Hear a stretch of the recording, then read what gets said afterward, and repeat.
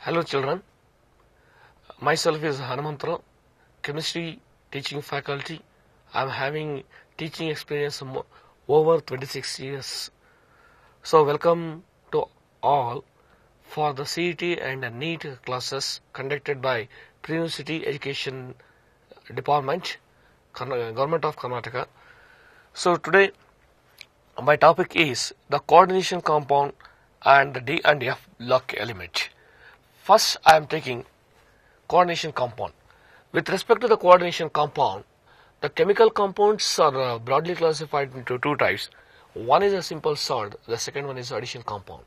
Simple salt is made up of only one type of cation and one type of anion. Example, sodium chloride, potassium nitrate, etc. Addition compounds is made up of two simple salts, where once again it is classified into double salt as well as complex compound. Double salts is made up of two simple salts, where it is stable only in the solid state and lose their identity in its aqueous state, and gives the test for all the individual ions as the simple salts are giving. As far as the complex compound is concerned, it is stable not only in the solid state, it is stable in aqueous state also. It does not give the test for all the individual ions as the simple salts are giving, because it forms a coordinate bond between the central metal atom and the ligand. So the major difference between the double salt and a complex compound with respect to their ionization in water, as I was explained earlier. Now the important concept is that the terms used in the coordination compounds, I am briefly discussing about it one. The first one is central metal atom or ion. Generally it is a transition metal ion. The next is the coordination number. It is very important that it is not the number of ligands present with the central metal atom, it is the number of coordination bond formed between the central metal atom and the ligand. Then the important thing is the coordination sphere or coordination entity, another concept, and the oxidation number. The oxidation number is also the charge it would carry all the ligands are removed along with the electron pair that are shared with the central metal atom. Coming to the classification of the complex compound, there are, with respect to the ligand, there are two types of homoleptic and heteroleptic complexes. Homoleptic complex having only one type of donor atom, donor groups. Heteroleptic complexes, it contains more than one type of donor atoms.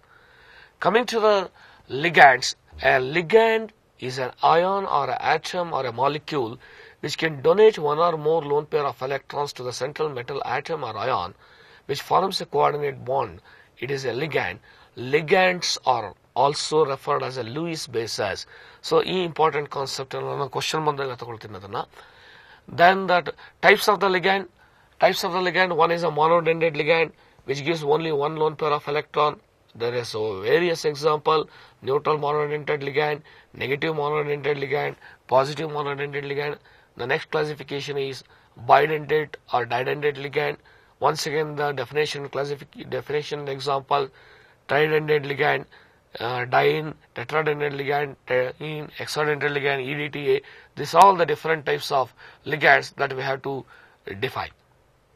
Then the ligating atom. The ligating atom means it is the atom, the actual atom which donates an electron to the central metal atom. Then ambidendrite ligand, another classification. It is a monodendrite. It is a class of monodendrite ligand which is having more than one type of donor atom. It is an ambidendrite ligand where we are having the linkage isomerism. Then the IUPAC rules for naming the coordination compound. It is a mononuclear compounds only. While naming the coordination compound, the cation is named first, followed by the name of the anion. Then, while naming the complex ion, the ligand is named first, followed by the name of the central metal atom or ion, then its oxidation number of the metal. While naming the complex anion, ligand is named first, followed by the name of the central metal atom or ion, ending with the suffix ATE. This is very important. Then its oxidation number of the metal. Oxidation state or oxidation state of the central metal atom or ion usually indicated by the Roman number in small brackets. In general, the negative ligands ends in O, the positive ligands ends in IUM. Neutral ligand is named as such, but some neutral ligand have special name. Here another important thing is chloro can be chlorine, Cl minus can be referred as not chloro, it is a chlorido. Bromo, not as bromo, bromido, like that. Ligands are named in alphabetical order before naming the central metal atom or ion if the complex contains more than one type of ligand. When we are having two or more ligand present in, then they are named in the Greek prefix 2 for 2, di, 3, tri, 4, tetra, etc. like that. If the name of the ligand itself includes the numerical prefix di, tri, etc., then the terms bis, tris, etc. is used. For example, PPH3 twice, named as bis.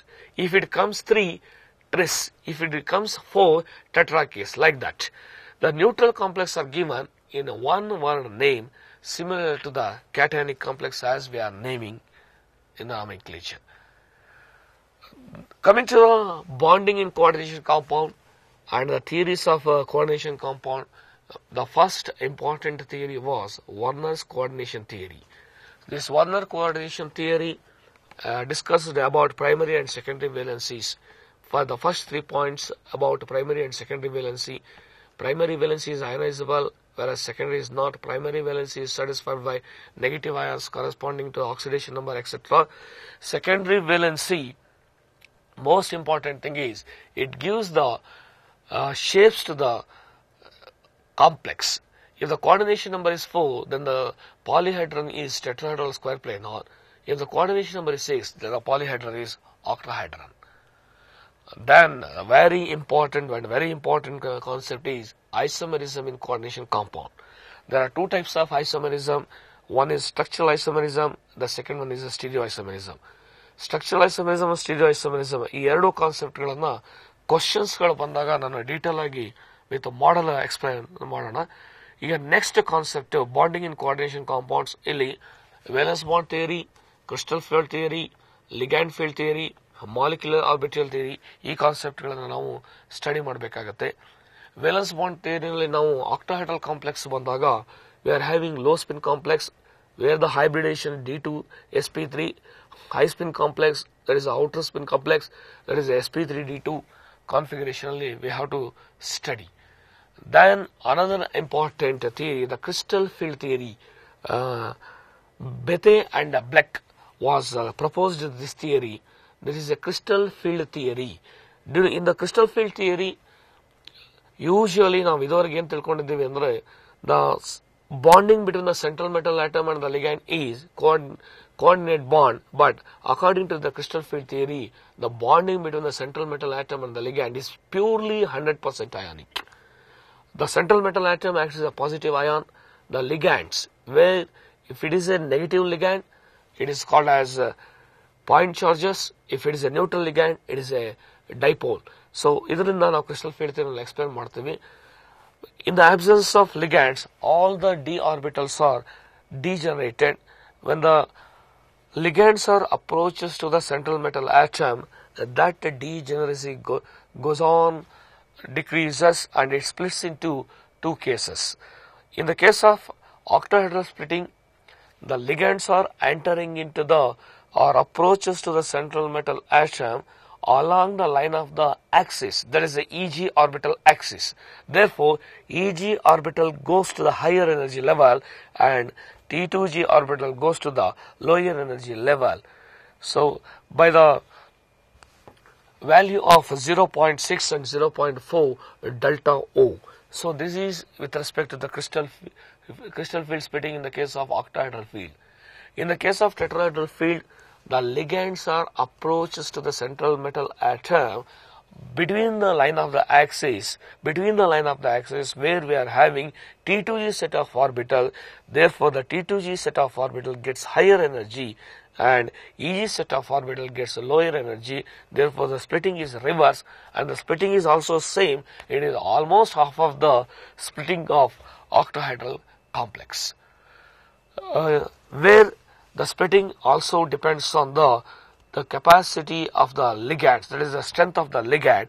So that is technically or it is practically proved that it is the experimentally determined value, it is in the like the order as comes on the screen. Then color in the coordination compounds is very important. If the coordination compound, the d electrons are unpaired, then the coordination compound gets colored, or if the no unpaired electrons are present, there is no color for the coordination compound. The application, in coming to the application of the coordination compound, it is having a biological system, for example hemoglobin or vitamin B12, chlorophyll magnesium, hemoglobin iron, vitamin B12 cobalt, that is there. Qualitative analysis, EDTA titration, extraction of metals, that is gold and silver can be extracted using this complex forming techniques. These are all some of the important application of coordination compounds. Then coming to the D block elements, synopsis, we are having the general properties. The first one is electronic configuration. The general electronic configuration is noble gas core N-1 D 1 to 10 Ns 1 to 2. The differentiating electrons are usually entering into the D subshell. If it is a 3D series element, the differentiating electrons are entering into the 3D subshell, therefore its general electronic configuration is argon 3D 1 to 10 and 4s 1 to 2. While there is some anomalous about the electronic configuration of chromium and copper, because the chromium 3D 5 4s1, copper 3D 10 4s1, because off-filled and completely filled orbitals are highly stable, therefore there is some anomalous properties of electronic configuration shown by chromium and copper. Then atomic size 3D according to 3D series element, scandium, titanium, vanadium, chromium, manganese, iron, cobalt, nickel, copper and zinc, where the atomic radii generally decrease as from scandium to nickel, because the effective nuclear charge goes on increases. Then the decrease in the magnitude in from chromium to nickel is very less. This is because of shielding effect. From nickel to copper and copper to zinc, the atomic radius goes on increases. This is because electron repulsion becomes more than the electron proton attraction. Then coming to the oxidation state, the oxidation state, it is a variable oxidation state because both N- and N-1d electrons are involved in the bond formation. You see the table, scandium shows the oxidation state of +2 and +3, titanium, vanadium like this, manganese shows the oxidation state of +7, it is the maximum oxidation state shown by manganese, and also there are 6 oxidation states are shown by manganese.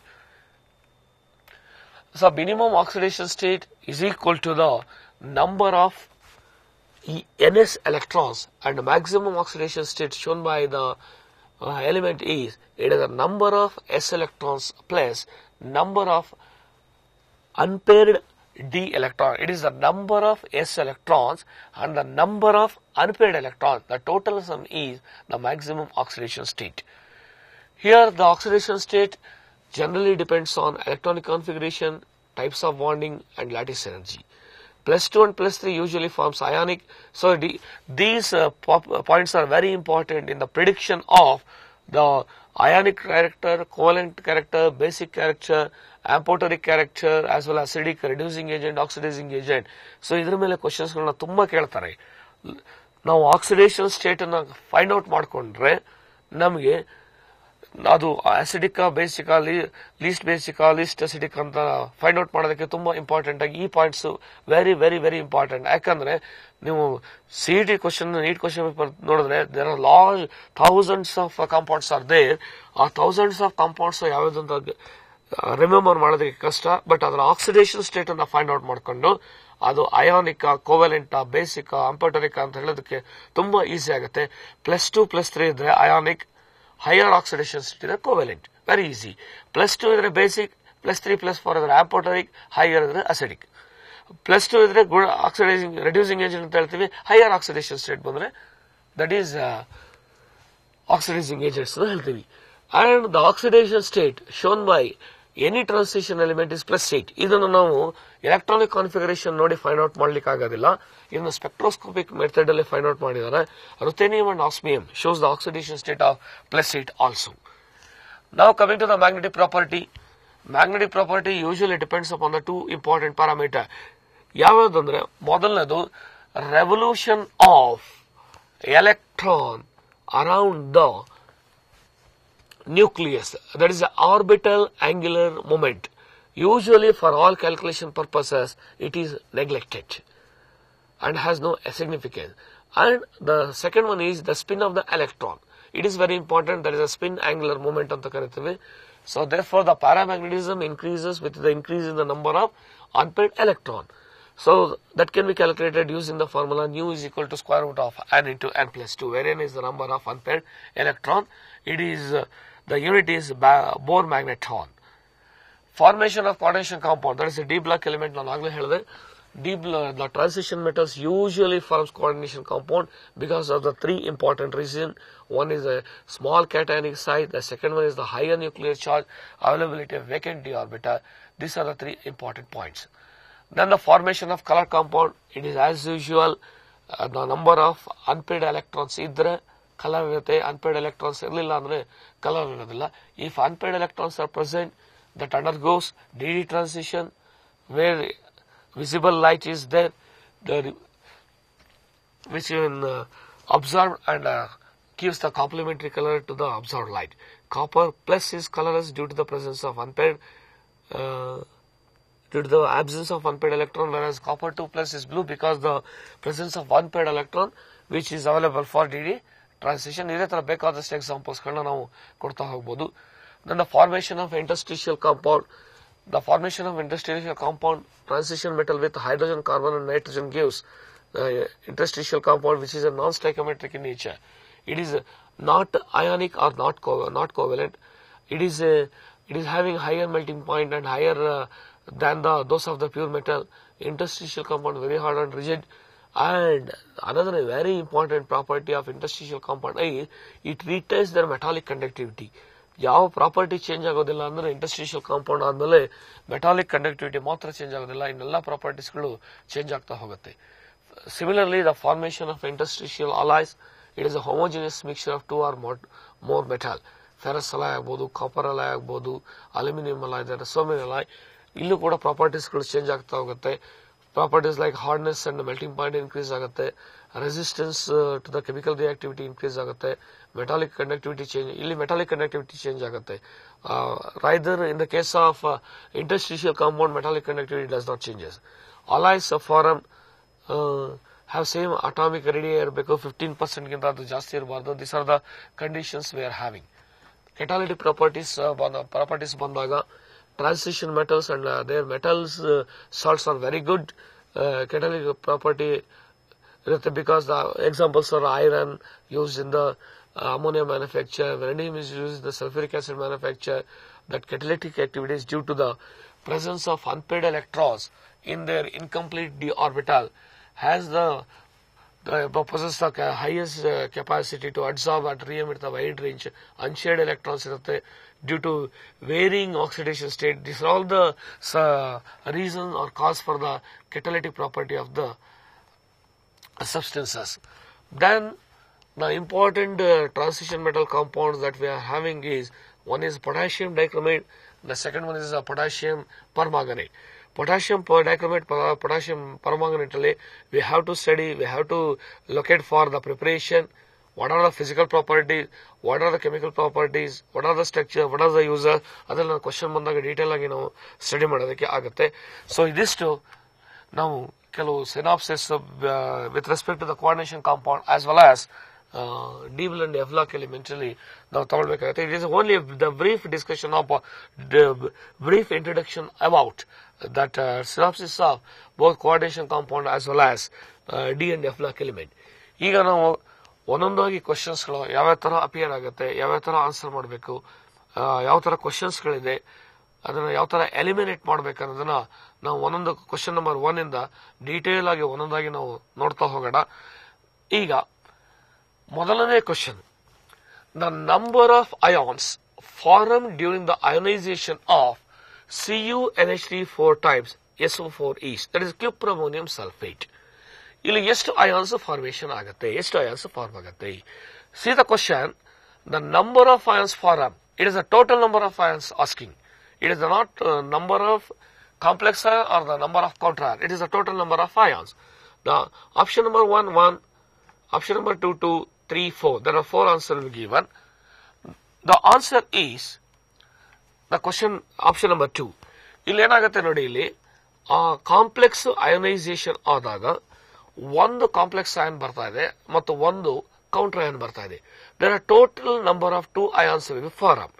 ಇದೇ question ನಾವು how many number of complex ion is formed ಅಂತ ಕೇಳಿದ್ರೆ answer will be 1.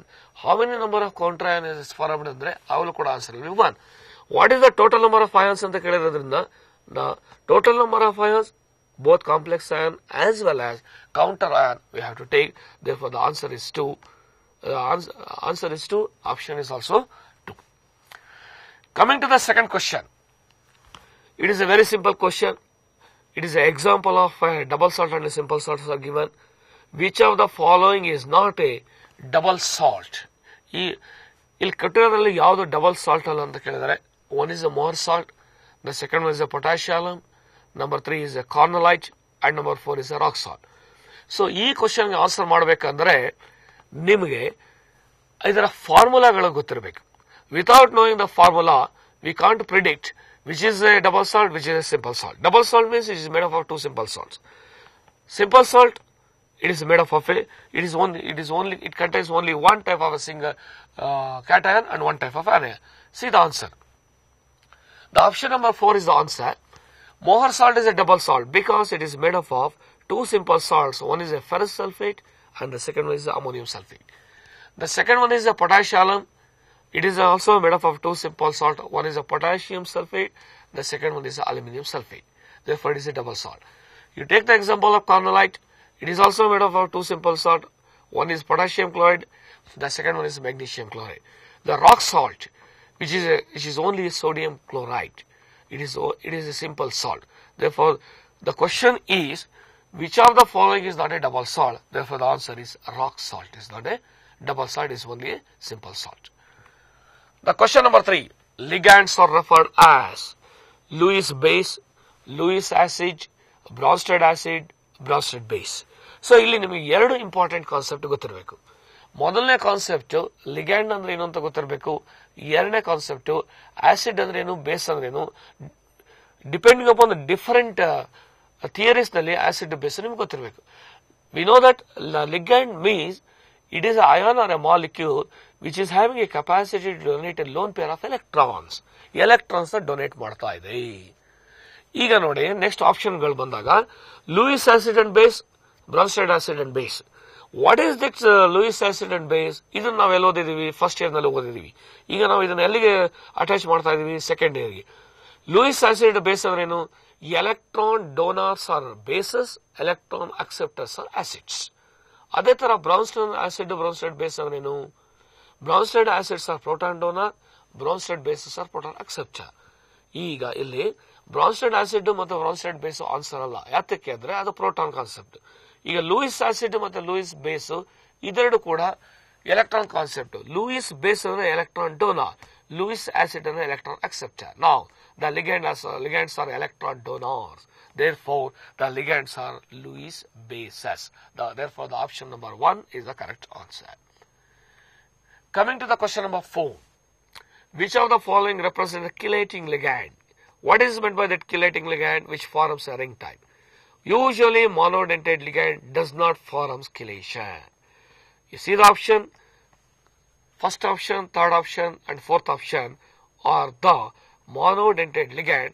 Therefore, it cannot form a ring type compound. Therefore, En is a bidentate ligand. Ethylene diamine is a bidentate ligand which forms chelation. Therefore, the answer is second one, bidentate and higher form, higher type of ligand, tridentate, tetradentate, for example, hexadentate EDTA can also form a ring type complex. Chelation means it is a ring type compound. It is a ring type compound.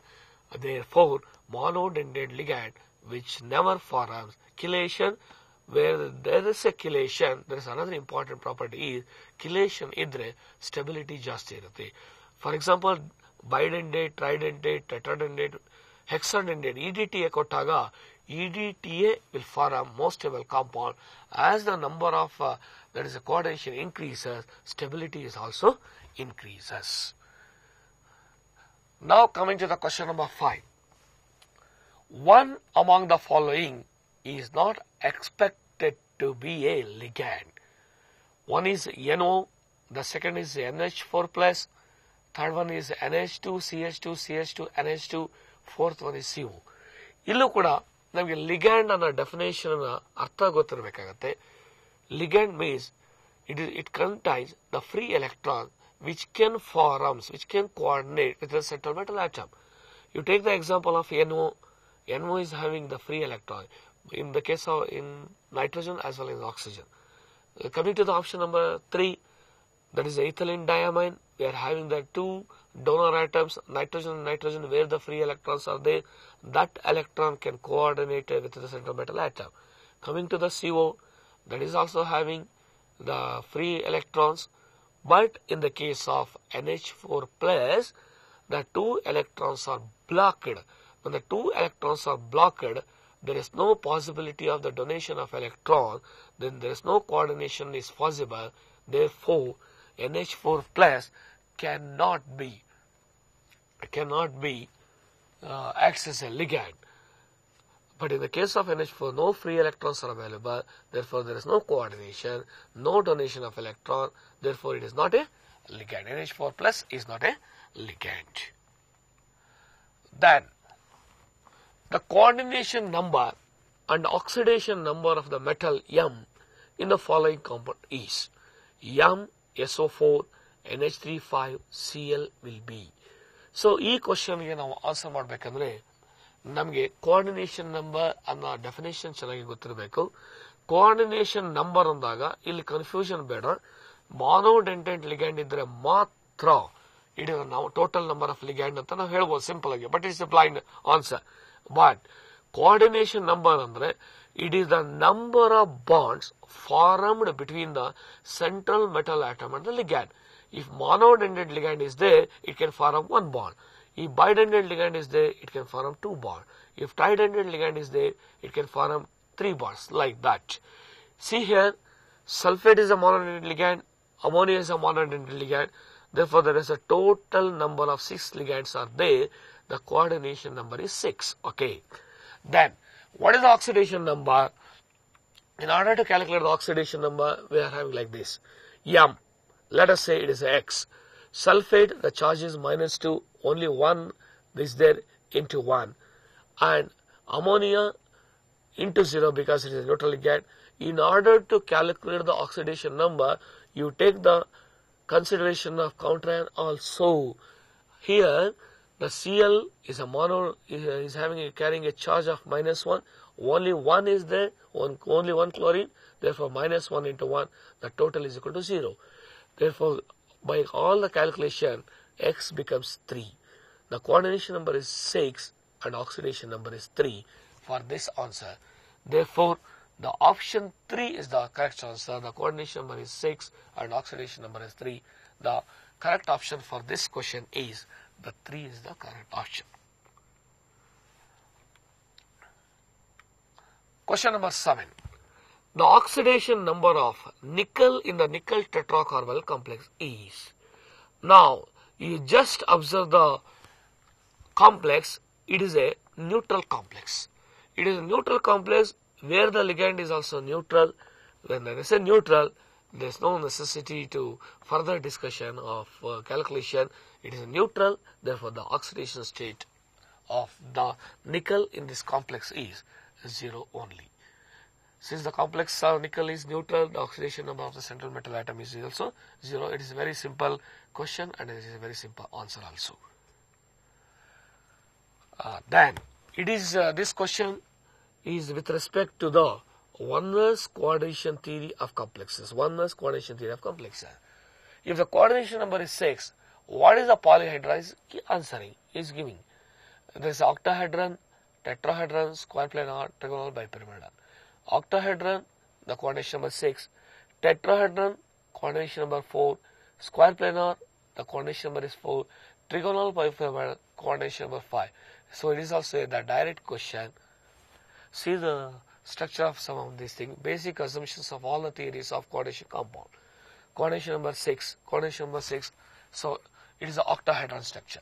See here, this is the octahedron structure. This one is the octahedral structure. If coordination number 4, there is a two type. One is the tetrahedral structure. The hybridization is sp3.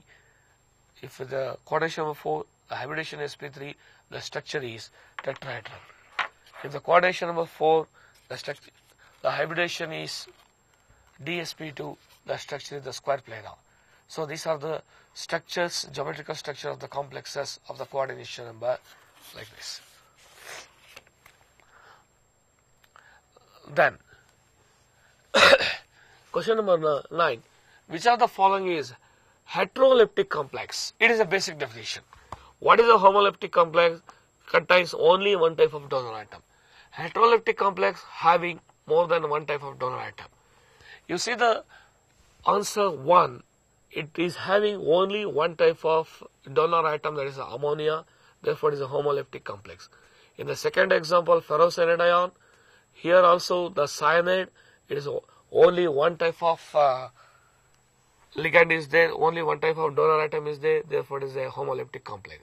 In case of third option, here also only one type of donor atom is there, therefore it is homoleptic. Take the example of fourth option, chlorine and ammonia are two types of donor atoms are there, therefore it is a heteroleptic complex. Then, what is the IUPAC name of the compound CO-NH3 6 times Cl3?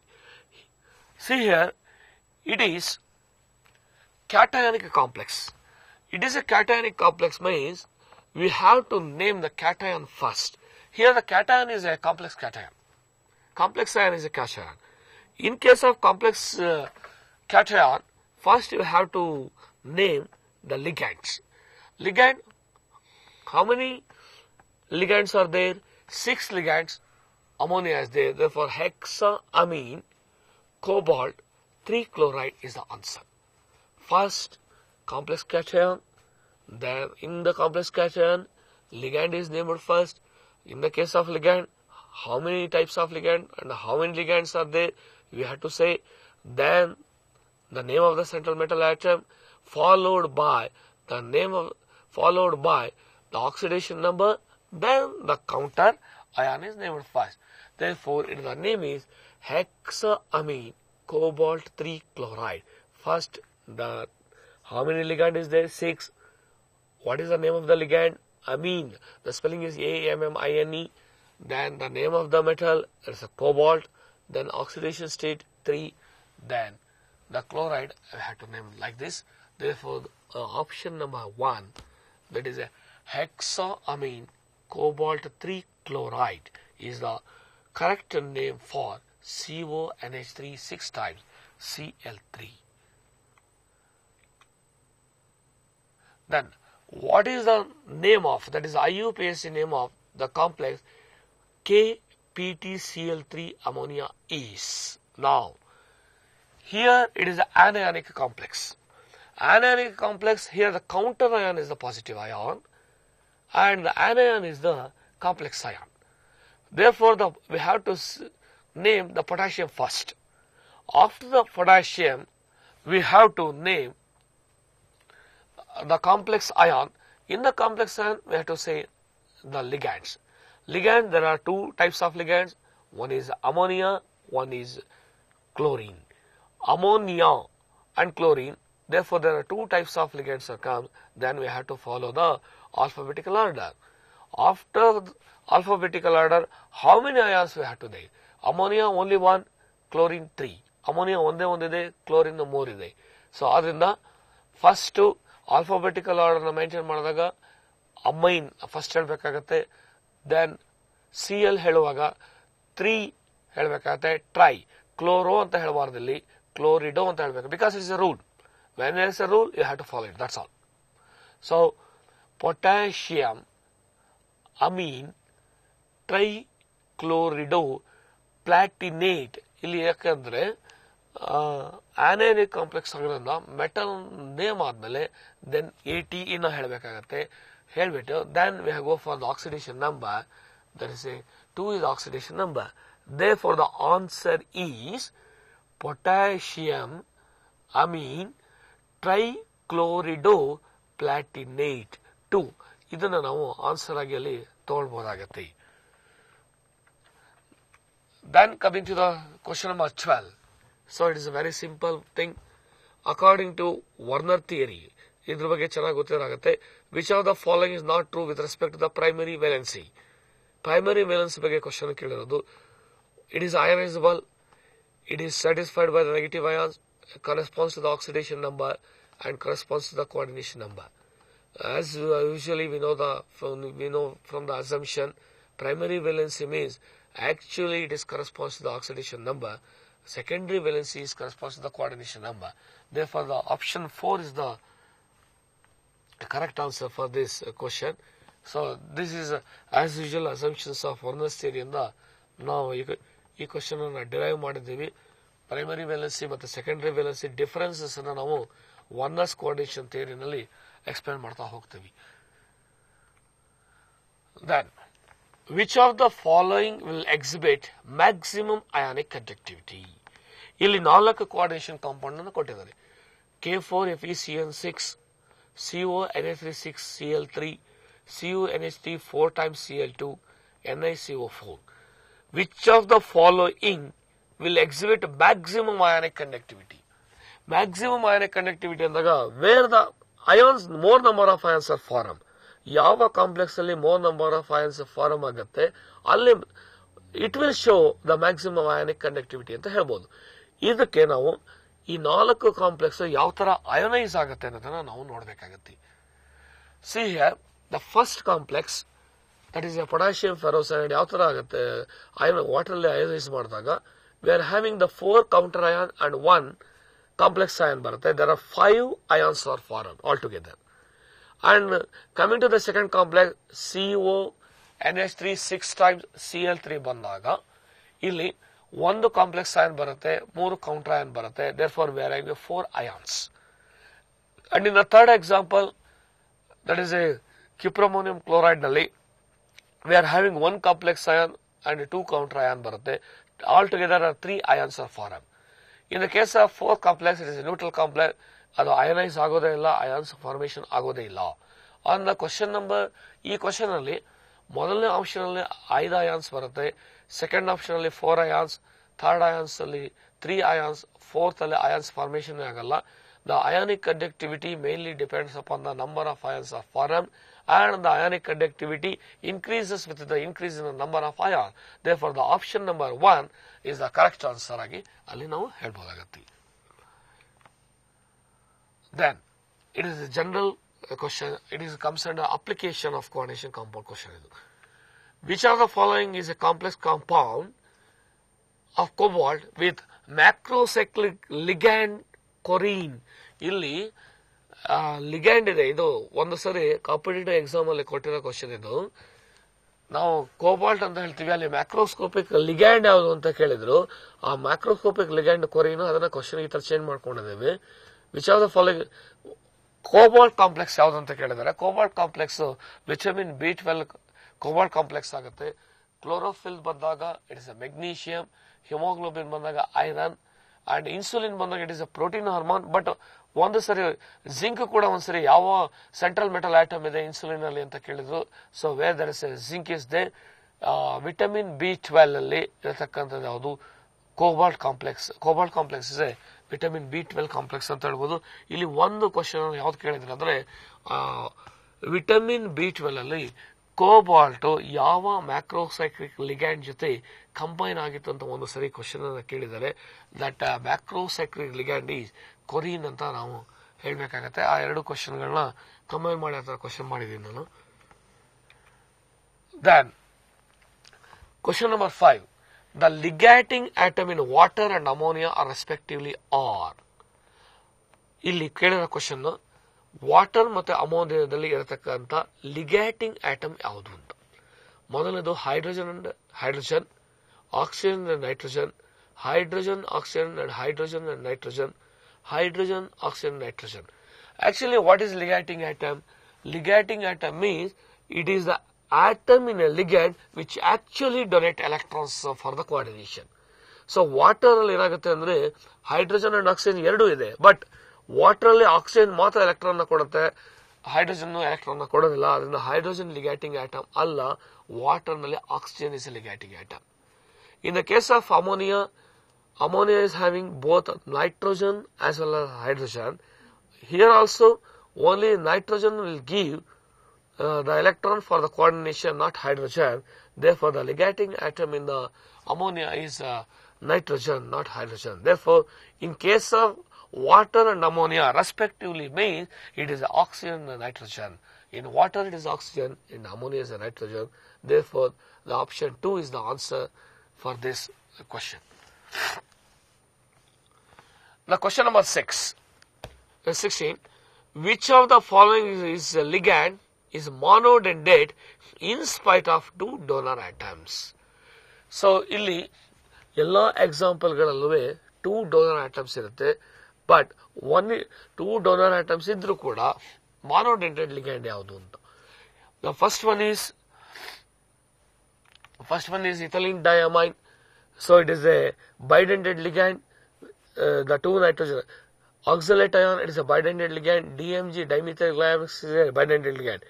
Cyanide ion is a monodentate ligand in spite of 2 donor atom. It is called as ambidentate ligand. So that is ambidentate ligand contains more than one type of donor atom but not simultaneously. So ambidentate ligand ಅಂದಾಗ 2 donor atom ಇದ್ರೂ ಕೂಡ ಅಲ್ಲಿ ಒಂದೇ ಸರಿಗೆ 2 donor atom ಇಂದ ಎಲೆಕ್ಟ್ರಾನ್ಗಳನ್ನ donate ಮಾಡೋದಿಲ್ಲ. In spite of 2 donor atom ಇದ್ರೂ ಕೂಡ it is A monodentate ligand. Therefore, the answer is cyanide is the answer for this question. The donor atoms in EDTA. So, ಇಲ್ಲಿ EDTA ನಲ್ಲಿ it is a hexadentate ligand ಅಂತ ಹೇಳ್ತೀವಿ. hexadentate ligand ಅಂದಾಗ 6 donor atoms ಇರಬೇಕು. EDTA structure ಗೊತ್ತಿದ್ರೆ ಮಾತ್ರ ನಾವು ಇಲ್ಲಿ ಎಷ್ಟು ಯಾವ ಟೈಪ್ ಡೋನರ್ ಆಟಮ್ ಇದೆ ಅಂತ ಹೇಳ್ಬೋದು. 2 nitrogen 2 oxygen. First of all what is the type ಅಂತ ಹೇಳ್ಬೇಕು. ಯಾಕಂದ್ರೆ ಮೊದಲನೇ ಆಪ್ಷನ್ ಅಲ್ಲಿ 2 ನೈಟ್ರೋಜನ್ 2 ಆಕ್ಸಿಜನ್ ಇದೆ, ಇಟ್ ಇಸ್ ಎ ಟೆಟ್ರಾಡೆಂಟೇಟ್ ಆಯ್ತು. But it is not the answer. EDTA ಅಂದಾಗ ನಮಗೆ ಗೊತ್ತಿರಬೇಕು it is a hexadentate. 2 nitrogen atom, 4 oxygen atom, it is hexa. Third option, 4 nitrogen, 2 oxygen, it is a hexa. Fourth option, 4 nitrogen, 4 oxygen, it is a octa. Therefore, fourth one and first one is not the answer. Answer ಯಾವ್ದಾಗಿರ್ಬೋದು ಅಂದ್ರೆ second one third one ಆಗಿರ್ಬೋದು. But ನಾವು structure ಅನ್ನು ನೋಡಿದಾಗ ನಮಗೆ ಗೊತ್ತಾಗುತ್ತೆ ಯಾವುದು ಅಂತ. C the structure. ಇಲ್ಲಿ 1 2 3 4 ಆಕ್ಸಿಜನ್ ಆಟಮ್ ಎಲೆಕ್ಟ್ರಾನ್ ಡೊನೇಟ್ ಮಾಡುತ್ತೆ and 2 nitrogen atom electron donate ಮಾಡುತ್ತೆ. ಸೊ ಅದರಿಂದ answer 2 nitrogen atom and 4 oxygen atom. 2 nitrogen atom and 4 oxygen atom. Therefore, the answer is 2 for this question. Now, what is the coordination number of chromium in the complex? Cr NH3 2 times, En 2 times, Cl3 is. So, ಇಲ್ಲಿ ಏನಾಗುತ್ತೆ ಅಂದ್ರೆ coordination ಎಂಬುದು correct definition ಗೊತ್ತಿರಬೇಕು. What is the coordination number? It is the number of coordinate bond formed between the central metal atom and the ligand. ಇಲ್ಲೇನಾಗುತ್ತೆ ಅಂದ್ರೆ ನೋಡ, see here, ammonia is a ligand, ethylene diamine EN is a ligand. ಅಮೋನಿಯಾನು ಕೂಡ ಎರಡಿದೆ, ethylene diamine ಕೂಡ ಎರಡಿದೆ. ಆದರೆ ammonia is a monodentate ligand, ethylene ನಮ್ಮ diamine is a bidentate ligand. ನಾವು ಫಸ್ಟ್ ಆಪ್ಷನ್ ಯಾವ್ದು ಕೊಟ್ಟಿದೀವಿ ಅಂದ್ರೆ 4 ಅಂತಾನೆ ಕೊಟ್ಬಿಟ್ಟಿದೀವಿ. ಯಾಕಂದ್ರೆ ಅಲ್ಲಿ 2 + 2 = 4 ಅಂತ ಬರೆಯತಕ್ಕಂತ ಚಾನ್ಸಸ್ ಜಾಸ್ತಿ ಇರುತ್ತೆ. But 4 is not the correct answer. ಯಾಕಂದ್ರೆ ammonia is a monodentate ligand, 2 ammonia 2 × 1, and ethylene diamine is a bidentate ligand, 2 × 2, therefore 4. Therefore 2 + 4 it is equal to 6. The coordination number 6 is the answer. Because ammonia is a monodentate, ethylene diamine is a bidentate ligand, therefore the coordination number is 6. By the basic definition, we know that the coordination number means it is not the number of ligand. I am repeatedly telling you that it is not the number of ligand, it is the number of coordinate bond formed between the central metal atom and the ligand. Now, it is a question from geometrical isomerism or isomerism. So, ಈ question Karnataka CET ನಲ್ಲಿ 2015 ನಲ್ಲಿ ಬಂದಿತ್ತು. Which one of the following will be able to show geometrical isomerism? Ma2b2 tetrahedral, Ma2b2 tetrahedral, Ma3b square planar, MABCD square planar shows the geometrical isomerism. So, ಈ geometrical isomerism concept ನ explain ಮಾಡಬೇಕಂದಾಗ ಇದ್ರ ಮೇಲೆ ಕ್ವಶನ್ಸ್ಗಳು ತುಂಬಾನೇ ಬಂದಿದೆ. CET ನಲ್ಲಿ ಬಂದಿದೆ, NEET ಅಲ್ಲಿ ಬಂದಿದೆ. ಇಲ್ಲಿ ನಮಗೆ ಕೆಲವು ಮಾಡೆಲ್ಗಳ ಅವಶ್ಯಕತೆ ಬರುತ್ತೆ. ಮಾಡೆಲ್ಗಳನ್ನು ತಗೊಂಡಾಗ CET ಎಕ್ಸಾಮ್ ಅಲ್ಲಿ ಬರೆಯಕ್ಕಾಗೋದಿಲ್ಲ. ಆದರೆ ನಾವು ಆ ಮಾಡೆಲ್ಗಳ ಬಗ್ಗೆ ನಾವು ಫೆಮಿಲರೈಸರ್ ಆಗಿದ್ರೆ ಈ ಕ್ವಶನ್ಗಳನ್ನ ಆನ್ಸರ್ ಮಾಡೋದಕ್ಕೆ ತುಂಬಾ ಈಸಿ ಆಗುತ್ತೆ. ಈಗ ಇಲ್ಲಿ ಜಾಮೆಟ್ರಿಕಲ್ ಈ ಕ್ವಶನ್ ಆನ್ಸರ್ ಮಾಡೋಕ್ಕಿಂತ ಮುಂಚೆ ಬ್ರೀಫ್ ಸಿನಾಪ್ಸಿಸ್ ನಾನು ಮೊದಲೇ ಹೇಳ್ತೀನಿ ಅಂತ ಹೇಳಿದ್ದೆ. Geometrical isomerism in coordination number 4 complex ಅಂದಾಗ, if the coordination number is 4, then the geometry will be tetrahedron or square planar. ಎರಡರಲ್ಲಿ ಯಾವ್ದಾದ್ರು ಒಂದು ಆಗಿರ್ಬೋದು, ಟೆಟ್ರಾಹೆಡ್ರನ್ ಆಗಿರ್ಬೋದು ಅಥವಾ ಸ್ಕ್ವೇರ್ ಪ್ಲೇನರ್ ಆಗಿರ್ಬೋದು. ಸೊ ಟೆಟ್ರಾಹೆಡ್ರನ್ ಅಂತ ಬಂದಾಗ this is the tetrahedron structure. So tetrahedron structure ಅಂತ ಬಂದಾಗ, C the tetrahedron structure. Tetrahedron structure ಅಲ್ಲಿ ಯಾವುದೇ ಫಾರ್ಮುಲಾ ಆಗಿರ್ಬೋದು. ಫಾರ್ ಎಕ್ಸಾಂಪಲ್, ಟೆಟ್ರಾಹೆಡ್ರನ್ ಸ್ಟ್ರಕ್ಚರ್ ಅಲ್ಲಿ ಯಾವುದೇ ಫಾರ್ಮುಲಾ ಆಗಿರ್ಬೋದು. Ma4 ಆಗಿರ್ಬೋದು, Ma3b ಆಗಿರ್ಬೋದು, Ma2b2 ಆಗಿರ್ಬೋದು, Ma2bc ಆಗಿರ್ಬೋದು, MABCD ಆಗಿರ್ಬೋದು. ಯಾವುದೇ ಫಾರ್ಮುಲಾ ಆಗಿದ್ರು ಕೂಡ this is Ma4, this is Ma3b and this is Ma2b2 and this is Ma2bc and this is MABCD. ಯಾವುದೇ ಫಾರ್ಮುಲಾ ಆಗಿರ್ಬೋದು. ಟೆಟ್ರಾಹೆಡ್ರನ್ ಸ್ಟ್ರಕ್ಚರ್ ಇದ್ದಾಗ ಜಾಮೆಟ್ರಿಕಲ್ ಐಸೋಮೆರಿಸಮ್ ಸಾಧ್ಯನೇ ಇಲ್ಲ. There is no possibility for the structure with any formula for the tetrahedral structure because all the ligands are adjacent to each other. ನೀವು structure ನೋಡಿದಾಗ see ಇದೆರಡು adjacent ಇದೆ, ಇದೆರಡು adjacent ಇದೆ, ಇದೆರಡು ಅಡ್ಜಸೆಂಟ್ ಇದೆ. ಈ ಫಾರ್ಮುಲಾದಲ್ಲಿ you take the example of MABCD. these two are the adjacent, these two are the adjacent, these two are the adjacent.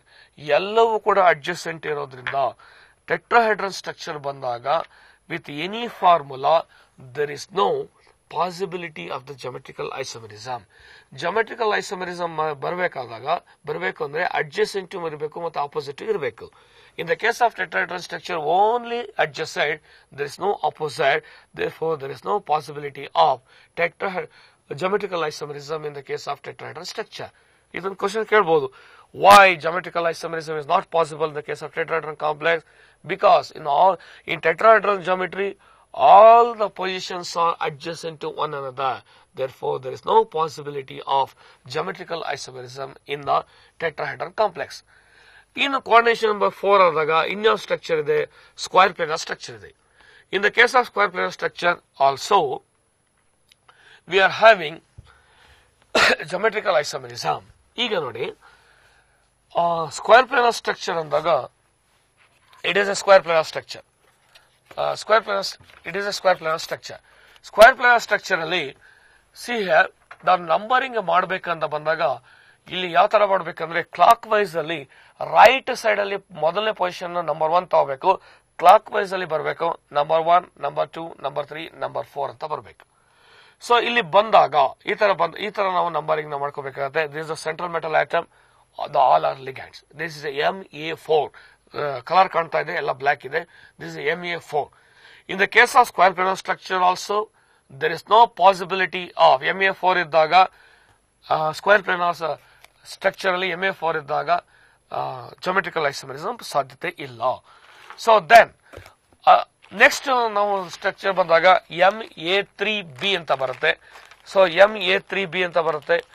ಅಲ್ಲಿ ಕೂಡ MA3B ನಲ್ಲೂ ಕೂಡ we are not having the geometrical isomerism. So MA3B complex ಬಂದಾಗಲೂ ಕೂಡ ಇಲ್ಲಿ ನಮಗೆ geometrical isomerism ಸಾಧ್ಯತೆ ಇಲ್ಲ. ಯಾಕಂದ್ರೆ ನೀವು ಯಾವುದೇ ಪೊಸಿಷನ್ ಚೇಂಜ್ ಮಾಡೋದು, ಗ್ರೀನ್ ಗೆ ಅಡ್ಜಸೆಂಟ್ ಗ್ರೀನ್ ಇದೆ, ಗ್ರೀನ್ ಗೆ ಅಡ್ಜಸೆಂಟ್ ಬ್ಲಾಕ್ ಇದೆ, ಗ್ರೀನ್ ಗೆ ಆಪೋಸಿಟ್ ಟು ಬ್ಲಾಕ್ ಇದೆ. ನೀವು ಯಾವುದೇ ಪೊಸಿಷನ್ ನ ಚೇಂಜ್ ಮಾಡಿದ್ರು ಕೂಡ changing the position,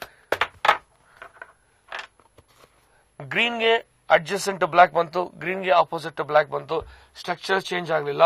structure change ಆಗದೆ ಇರೋದ್ರಿಂದ ಸೊ ಇಲ್ಲೂ ಕೂಡ ಜಾಮೆಟ್ರಿಕಲ್ ಐಸೋಮರಿಸಮ್ ಸಾಧ್ಯತೆ ಇಲ್ಲ. ಸೊ ಅದೇ ನಾವು ನೆಕ್ಸ್ಟ್ MA2B2 ಅಂತ ಬಂದಾಗ ಈಗ ನೋಡಿ, ಈಗ ಕ್ಲೀನ್ ಆಗಿ ಅಬ್ಸರ್ವ್ ಮಾಡಿ, ಗ್ರೀನ್ ಗೆ ಅಡ್ಜಸೆಂಟ್ ಗ್ರೀನ್ ಇದೆ, ಗ್ರೀನ್ ಗೆ ಆಪೋಸಿಟ್ ಬ್ಲಾಕ್ ಇದೆ, ಗ್ರೀನ್ ಗೆ ಅಡ್ಜಸೆಂಟ್ ಗ್ರೀನ್ ಇದೆ, ಗ್ರೀನ್ ಗೆ ಆಪೋಸಿಟ್ ಬ್ಲಾಕ್ ಇದೆ. Now I am changing the position. ಈಗ ಪೊಸಿಷನ್ ಚೇಂಜ್ ಮಾಡೋಣ. ಈಗ ಪೊಸಿಷನ್ ಚೇಂಜ್ ಮಾಡಿದಾಗ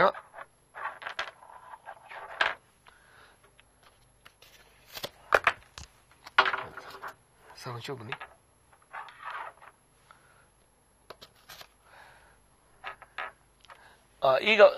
ಈಗ ಪೊಸಿಷನ್ ಚೇಂಜ್ ಮಾಡಿದಾಗ ಏನಾಗುತ್ತೆ, ಗ್ರೀನ್ ಗೆ ಆಪೋಸಿಟ್ ಗ್ರೀನ್ ಬರ್ತಾ ಇದೆ, ಗ್ರೀನ್ ಗೆ ಅಡ್ಜಸೆಂಟ್ ಬ್ಲಾಕ್ ಬಂದಿದೆ. ಸೊ ಈಗ ಸ್ಟ್ರಕ್ಚರ್ ಚೇಂಜ್ ಆಯ್ತು. ಸೊ ಈಗ ಸ್ಟ್ರಕ್ಚರ್ ಚೇಂಜ್ ಆಗಿರೋದ್ರಿಂದ MA2B2 ನಲ್ಲಿ ಜಾಮೆಟ್ರಿಕಲ್ ಐಸೋಮರಿಸಮ್ ಇದೆ.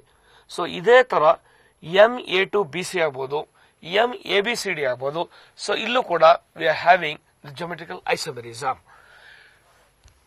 ನಾವು ಸ್ಕ್ವೇರ್ ಪ್ಲೇನರ್ ಸ್ಟ್ರಕ್ಚರ್ ಬಂದಾಗ MA4 does not show geometrical isomerism, MA3B does not show geometrical isomerism, MA2B2, MA2BC, MABCD ಇವು ಮೂರು ಜಾಮೆಟ್ರಿಕಲ್ ಐಸೋಮರಿಸಮ್ ತೋರಿಸುತ್ತೆ. ಸೊ ಇದರ ನಂತರ ನೆಕ್ಸ್ಟ್ ನೋಡಿ, ಇಲ್ಲಿ how many number of positions are there ಅದನ್ನ ಲೊಕೇಟ್ ಮಾಡೋದಕ್ಕೆ we are having one formula, factorial addition of coordination number minus coordination number. Factorial addition of coordination number ಅಂದಾಗ ಕೋಆರ್ಡಿನೇಷನ್ ನಂಬರ್ 4 ಇಂದ 4 + 3 + 2 + 1 ತಗೊಳ್ತೀವಿ. ಕೋಆರ್ಡಿನೇಷನ್ ನಂಬರ್ -4 ಮಾಡಿದಾಗ 6 ಬರುತ್ತೆ. So 6 ಬಂದಾಗ ಅಲ್ಲಿ ನೋಡಿ 1 2 3 4 ನಾವು ಪೊಸಿಷನ್ ಬರೆದಿದ್ದೀನಿ ನೋಡಿ. 1 and 2 ಏನಾಗಿದೆ, ಅಡ್ಜಸೆಂಟ್ ಇದೆ. 2 and 3 ಅಡ್ಜಸೆಂಟ್ ಇದೆ. 3 and 4 ಅಡ್ಜಸೆಂಟ್ ಇದೆ. 1 and 4 ಅಡ್ಜಸೆಂಟ್ ಇದೆ. ಆ 4 ಕೂಡ 6 ಫಾರ್ಮ್ ಆಗುತ್ತೆ. ಅಂಡ್ ಆಪೋಸಿಟ್ ಯಾವ್ದು ಬರುತ್ತೆ ಅಂದ್ರೆ 1 3 ಮತ್ತೆ 2 4 ಆಪೋಸಿಟ್ ಬಂದಿದೆ. ಟೋಟಲಿ 2 ಟ್ರಾನ್ಸ್ಫಾರ್ಮ್ ಬಂದಿದೆ. ಟೋಟಲಿ 6 ಆಯ್ತು ನೋಡಿ. ನಂಬರ್ ಆಫ್ ಐಸೋಮೆರಿಕ್ ಪೊಸಿಷನ್ ನಾವು ಫಾರ್ಮುಲಾದಲ್ಲಿ ಏನ್ ಕ್ಯಾಲ್ಕುಲೇಟ್ ಮಾಡಿದೀವಿ, factorial addition of coordination number minus coordination number is equal to 6 ಅಂತ ಬಂತು. ಆ 6 ಅಲ್ಲಿ 4 ಸಿಸ್ ಪೊಸಿಷನ್ಗಳಿದೆ, 2 ಟ್ರಾನ್ಸ್ಪೊಸಿಷನ್ಗಳು ಇದೆ. ಸೊ ಇದನ್ನ ಈ ಪಾಯಿಂಟ್ ಅನ್ನ ತಗೊಂಡು ನೆಕ್ಸ್ಟ್ MA4 MA3B ಎರಡು geometrical isomerism ತೋರಿಸೋದಿಲ್ಲ. MA2B2 MA2BC MABCD ಯಾವ ತರ ತೋರಿಸ್ತದೆ. ಇದರಲ್ಲೂ ಕೂಡ MA2B2 MA2BC ನಲ್ಲಿ 1 ಸಿಸ್ 1 ಟ್ರಾನ್ಸ್ ಬರುತ್ತೆ. ಅದೇ MABCD ಬಂದಾಗ 2 ಸಿಸ್ ಮತ್ತೆ 1 ಟ್ರಾನ್ಸ್ ಬರುತ್ತೆ. ಅದನ್ನ ನಾವು ನೆಕ್ಸ್ಟ್ ಸ್ಲೈಡ್ ಅಲ್ಲಿ ನೋಡೋಣ. ಈಗ ನೋಡಿ MA2B2 MA2BC ಅಂತ ಬಂದಾಗ 1 ಸಿಸ್ 1 ಟ್ರಾನ್ಸ್ ಬರುತ್ತೆ. ಇಲ್ಲಿ ಪ್ರಾಬ್ಲಮ್ ಇಲ್ಲ. ಅದೇ ನಾವು MABCD ಬಂದಾಗ MABCD ಬಂದಾಗ 1 and 3 ಪೊಸಿಷನ್ ನಾವು ಫಿಕ್ಸ್ ಮಾಡ್ಕೊಳ್ತೀವಿ. 1 and 3 ಪೊಸಿಷನ್ ಫಿಕ್ಸ್ ಮಾಡ್ಕೊಳ್ತೀವಿ. ಫಿಕ್ಸ್ ಮಾಡ್ಕೊಂಡಾಗ ಸೆಕೆಂಡ್ ಪೊಸಿಷನ್ ಅಲ್ಲಿ ನೋಡಿ ABCD ಮೊದಲನೇ ನೋಡಿ, ಫಸ್ಟ್ ನಾವು ಟ್ರಾನ್ಸ್ ಪೊಸಿಷನ್ ತಗೋಬೇಕು. ಯಾವಾಗಲೂ ಸಿಸ್ ಪೊಸಿಷನ್ ಫಿಕ್ಸ್ ಮಾಡಬಾರ್ದು, ಯಾವಾಗಲೂ ಟ್ರಾನ್ಸ್ ಪೊಸಿಷನ್ ಫಿಕ್ಸ್ ಮಾಡಬೇಕು. ಎ ಬಿ ಸಿ ಡಿ ಅಂತ ಬಂದಾಗ ಎ ನಲ್ಲಿ ಒನ್ನಲ್ಲಿ ಎ ಇದೆ, 2ನಲ್ಲಿ ಸಿ ಇದೆ, 3ನಲ್ಲಿ ಡಿ ಇದೆ, 4ರಲ್ಲಿ ಬಿ ಇದೆ. therefore ಟ್ರಾನ್ಸ್ ನಾವು ಫಿಕ್ಸ್ ಮಾಡಿದಾಗ 1 and 3 are trans. 1 and 3 are trans. Then coming to the cis 1, 1 and 3 are trans ಅಂತ ಬಂದಾಗ 1 and 2 cis ಆಗುತ್ತೆ, 1 4 cis ಆಗುತ್ತೆ. ಸಿಮಿಲರ್ಲಿ cis 2 ಅಂತ ಬಂದಾಗ 1 and 2 and 1 and 4, 1 and 2 and 1 and 4 ಆಗುತ್ತೆ. ಸೊ ಇಲ್ಲಿ ಪೊಸಿಷನ್ ಗಳು change ಆದಾಗೆ we are having the 2 cis form and 1 trans form ಬರುತ್ತೆ. therefore while going to that question, MABCD square planar will show geometrical isomerism. MA2B2, MA2B tetrahedron anta bandaga it is not possible. Square planar anta bandaga MA3B agalla, MABCD matra alli ನಾವು answer ಮಾಡಲಿಕ್ಕೆ ಆಗುತ್ತೆ. Then the number of isomeric position possible for octahedral complex will be. So ಇಲ್ಲಿ octahedral complex ಅಂತ ಬಂದಾಗ ಇಲ್ಲೂ ಕೂಡ ನಾವು how many isomeric position ಅಂತ ಹೇಳ್ತೀವಿ. ಇಲ್ಲಿ isomeric position ಅಂತ ಹೇಳಬೇಕಾದ್ರೂ ಕೂಡ ಅಷ್ಟೇನೆ ಇಲ್ಲೂ ಕೂಡ ನಮಗೆ ಮಾಡಲಿನ ಅವಶ್ಯಕತೆ ಬರುತ್ತೆ. octahedral ಮಾಡಲ್ ನಾವು ತಗೊಂಡು how many isomeric position is there ಅನ್ನೋದನ್ನ ಫೈಂಡ್ ಔಟ್ ಮಾಡಬೇಕಾಗತ್ತೆ. So this is the octahedral model. So here octahedral model daga we are having 6 corners, 1 2 3 4 5 6 6 corners ಬರುತ್ತೆ, 8 triangular faces ಬರುತ್ತೆ. therefore ಇದನ್ನ ನಾವು octahedral model ಅಂತ ಕರಿತೀವಿ. ಇಲ್ಲಿ ನೋಡಿ, ಇಲ್ಲಿ ನಾವು ಈ 3 dimensional ಅರೇಂಜ್ಮೆಂಟ್ ನೋಡಲಿಕ್ಕೂ ಮತ್ತೆ ಅದನ್ನೇ ನಾವು 2 dimensional ಬರೆಯೋದಕ್ಕೂ there is a lot of difference ಇದೆ. ಈ ಮಾಡೆಲ್ ಅಲ್ಲಿ ಮಾತ್ರ, octahedral model ಅಲ್ಲಿ ಮಾತ್ರ.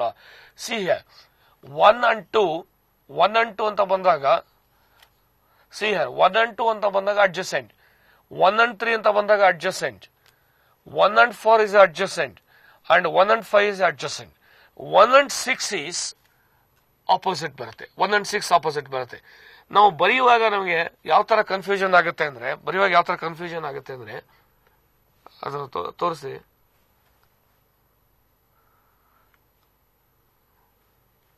ಈಗ 1 2 1 3 1 4 1 5 are adjacent, 1 6 is opposite. Second position ಬಂದಾಗ second and third is adjacent, second and fifth is adjacent, second and sixth is adjacent, second and 4 is opposite. therefore it is a transposition. next 3 ಬಂದಾಗ 3 and 4, 3 and 6 are the adjacent, 3 and 5 are the opposite. next ನಾವು 4 ಅಂತ ಬಂದಾಗ ಇಲ್ಲೂ ಕೂಡ ಅಷ್ಟೇ 4 and 5 and 4 and 6 are the adjacent, 4 and 2 already stated that it is opposite. 5 ಬಂದಾಗ 5 and 6 are the adjacent. there are the 12 adjacent position, 3 opposite position. ನಾವು ಯಾವಾಗಲೂ transposition gap ಇಟ್ಕೊಳ್ಬೇಕು. 1 and 6, 2 and 4 and 3 and 5 are the opposite. These are the transpositions. There are 3 transpositions and 12 cis positions are there. therefore the total number of 15 positions are there. 15 isomeric positions are there in case of that octahedral structure. So octahedral structure, the number of isomeric position for octahedral structure will be 15.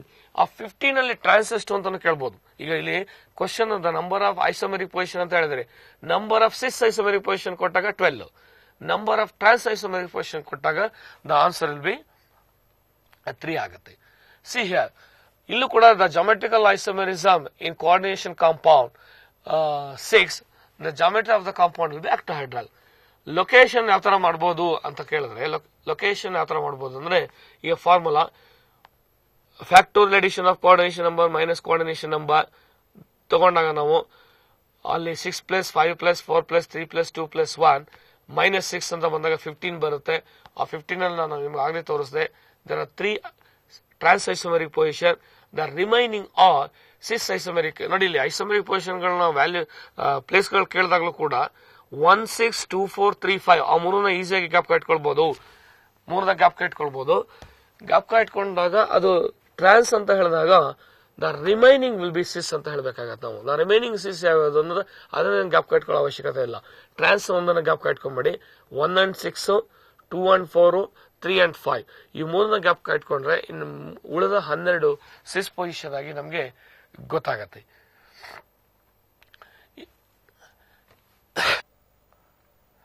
Geometrical isomerism, octahedral complexes of the type MA4B2 can show geometrical isomerism. So ಇಲ್ಲಿ ಬಂದಾಗ octahedral complex ಅಂದಾಗ MA6, MA5B, MA4B2, MA3B3, ಅದೇ ತರ ಬರ್ತಾ ಬರ್ತಾ MABCDEF ಅಂತ ಬರುತ್ತೆ. So where we are having 720 types of complexes. ಆ 720 complexes ಅಲ್ಲಿ most important thing is MA4B2. MA4B2 ಅಂತ ಬಂದಾಗ it is having 2 types of ಇದು ಸಿಸ್ ಮತ್ತೆ ಟ್ರಾನ್ಸ್ ಅಂತ ಬರುತ್ತೆ. ಸೊ ಇಲ್ಲಿ ಒಂದು ಇಂಪಾರ್ಟೆಂಟ್ ಸಿಸ್ ಮತ್ತೆ ಟ್ರಾನ್ಸ್ ಬರೀಬೇಕಾದ್ರೆ ಟ್ರಾನ್ಸ್ ಮಾತ್ರ ನಾವು ಜ್ಞಾಪಕ ಇಟ್ಕೊಂಡ್ರೆ ಸಾಕು. 1 and 6, 2 and 4, 3 and 5 ನೋಡಿ ಇಲ್ಲಿ ಪೊಸಿಷನ್ ನಂಬರ್ 1, 2 ಪೊಸಿಷನ್ ನಂಬರ್ 1, 2, 1, 3, 1, 4, 1, 5 ಅದು ಕೂಡ ಸಿಸ್ಸನೆ. ಆದ್ರೆ ನಾವು 2 ಡೈಮೆನ್ಷನಲ್ ಬರೆಯುವಾಗ ನೋಡಿ ಈಗ 1 and 2 ಅಡ್ಜಸೆಂಟ್ ಇದೆ, 1 and 5 ಅಡ್ಜಸೆಂಟ್ ಇದೆ. ಆ ಡಯಾಗ್ರಾಮ್ ನಾವು ಅಬ್ಸರ್ವ್ ಮಾಡಿದಾಗ 1 and 3 ಬರ್ದಾಗ 1 and 3 ಮಧ್ಯೆ 2 ಇದೆ ಅಂತ ನಮ್ಗೆ ಅನಿಸಬಹುದು. ಆದ್ರೆ ಆಕ್ಚುಯಲ್ ಮಾಡಲ್ ತಗೊಂಡಾಗ 1 and 3 is also cis, 1 and 4 is also cis. But ನಾವು 2 ಡೈಮೆನ್ಷನಲ್ ರೆಪ್ರೆಸೆಂಟೇಷನ್ಗೂ 3 ಡೈಮೆನ್ಷನಲ್ ಆಕ್ಚುಯಲ್ ಇರೋದಕ್ಕೂ ಡಿಫರೆಂಟ್ ಆಗಿ ಕಾಣುತ್ತೆ. ಅಲ್ಲಿ ನಾವು ಕನ್ಫ್ಯೂಸ್ ಮಾಡ್ಕೋಬಾರ್ದು. 1, 2, 1, 3, 1, 4, 1, 5 ಅಷ್ಟು ಕೂಡ ಸಿಸ್ಸೇನೆ. ಅದು 1 and 6 ಮಾತ್ರ ಟ್ರಾನ್ಸ್. ಆದ್ರಿಂದ 1 and 6 trans, 2 and 4 trans, 3 and 5 trans. So ಇದಿಷ್ಟು ಬಿಟ್ಟು ಇನ್ ಯಾವುದೇ ಪೊಸಿಷನ್ ಬಂದ್ರು ಆಕ್ಟಾಹೆಡ್ರಲ್ ಅಲ್ಲಿ ಅದನ್ನ ಸಿಸ್ ಅಂತ ನಾವು ಕನ್ಸಿಡರ್. ಮಧ್ಯೆ ಯಾವ್ಯಾವ್ದು ಬರ್ಬೋದು ನೋಡಿ. 1 and 3 ಮಧ್ಯೆ 2 ಇದೆ, 1 and 3 ಮಧ್ಯೆ 2 ಇದೆಯಲ್ಲ ಅನ್ನಿಸ್ಬಹುದು. ಆದ್ರೆ ಇಟ್ ಈಸ್ ನಾಟ್ ಬೇರೆ position, it is also a cis. 1, 2, 1, 3, 1, 4 ಆದ್ರಿಂದ ಆಕ್ಟಾಹೆಡ್ರಲ್ ಕಾಂಪ್ಲೆಕ್ಸಸ್ ಅಲ್ಲಿ ಬಿ ಕೇರ್ಫುಲ್ ದಟ್ 1, 6, 2, 4, 3, 5 ಬಿಟ್ಟು ಇನ್ ಮಿಕ್ಕಿದ ಎಲ್ಲಾ ಪೊಸಿಷನ್ ನಾವು ಸಿಸ್ ಪೊಸಿಷನ್ ಅಂತ ಕನ್ಸಿಡರ್ ಮಾಡಬೇಕಾಗತ್ತೆ. ಇದು next octahedral complex of the type MA3B3 which exhibit a special type of isomerism called FAC and MER isomerism. ಇಲ್ಲಿ FAC and MER isomerism ನ ನಾನು ಎಕ್ಸ್ಪ್ಲೈನ್ ಮಾಡಬೇಕಾದ್ರೆ ಮತ್ತೆ once again I am go for model. ಇಲ್ಲಿ ಏನಾಗುತ್ತೆ ಅಂದ್ರೆ position number 3 ಒಂದೇ ಟೈಪಿನ ಲಿಗ್ಯಾಂಡ್, 3 ಇನ್ನೊಂದು ಟೈಪಿನ ಲಿಗ್ಯಾಂಡ್ ಬಂದಾಗ ನಮಗೆ ಈ ಪೊಸಿಷನ್ಗಳು ಗೊತ್ತಾಗುತ್ತೆ. ಈಗ ನೆಕ್ಸ್ಟ್ ನಾವು ಅದನ್ನ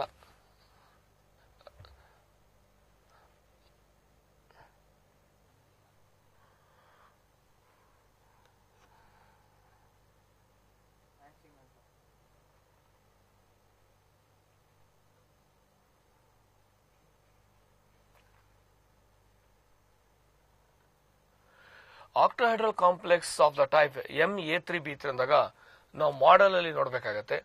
this is the octahedral model. Octahedral model ಅಂದಾಗ ನಾನು ಆಗಲೇ ಹೇಳಿದೆ there are 8 triangular faces and there are 6 corners.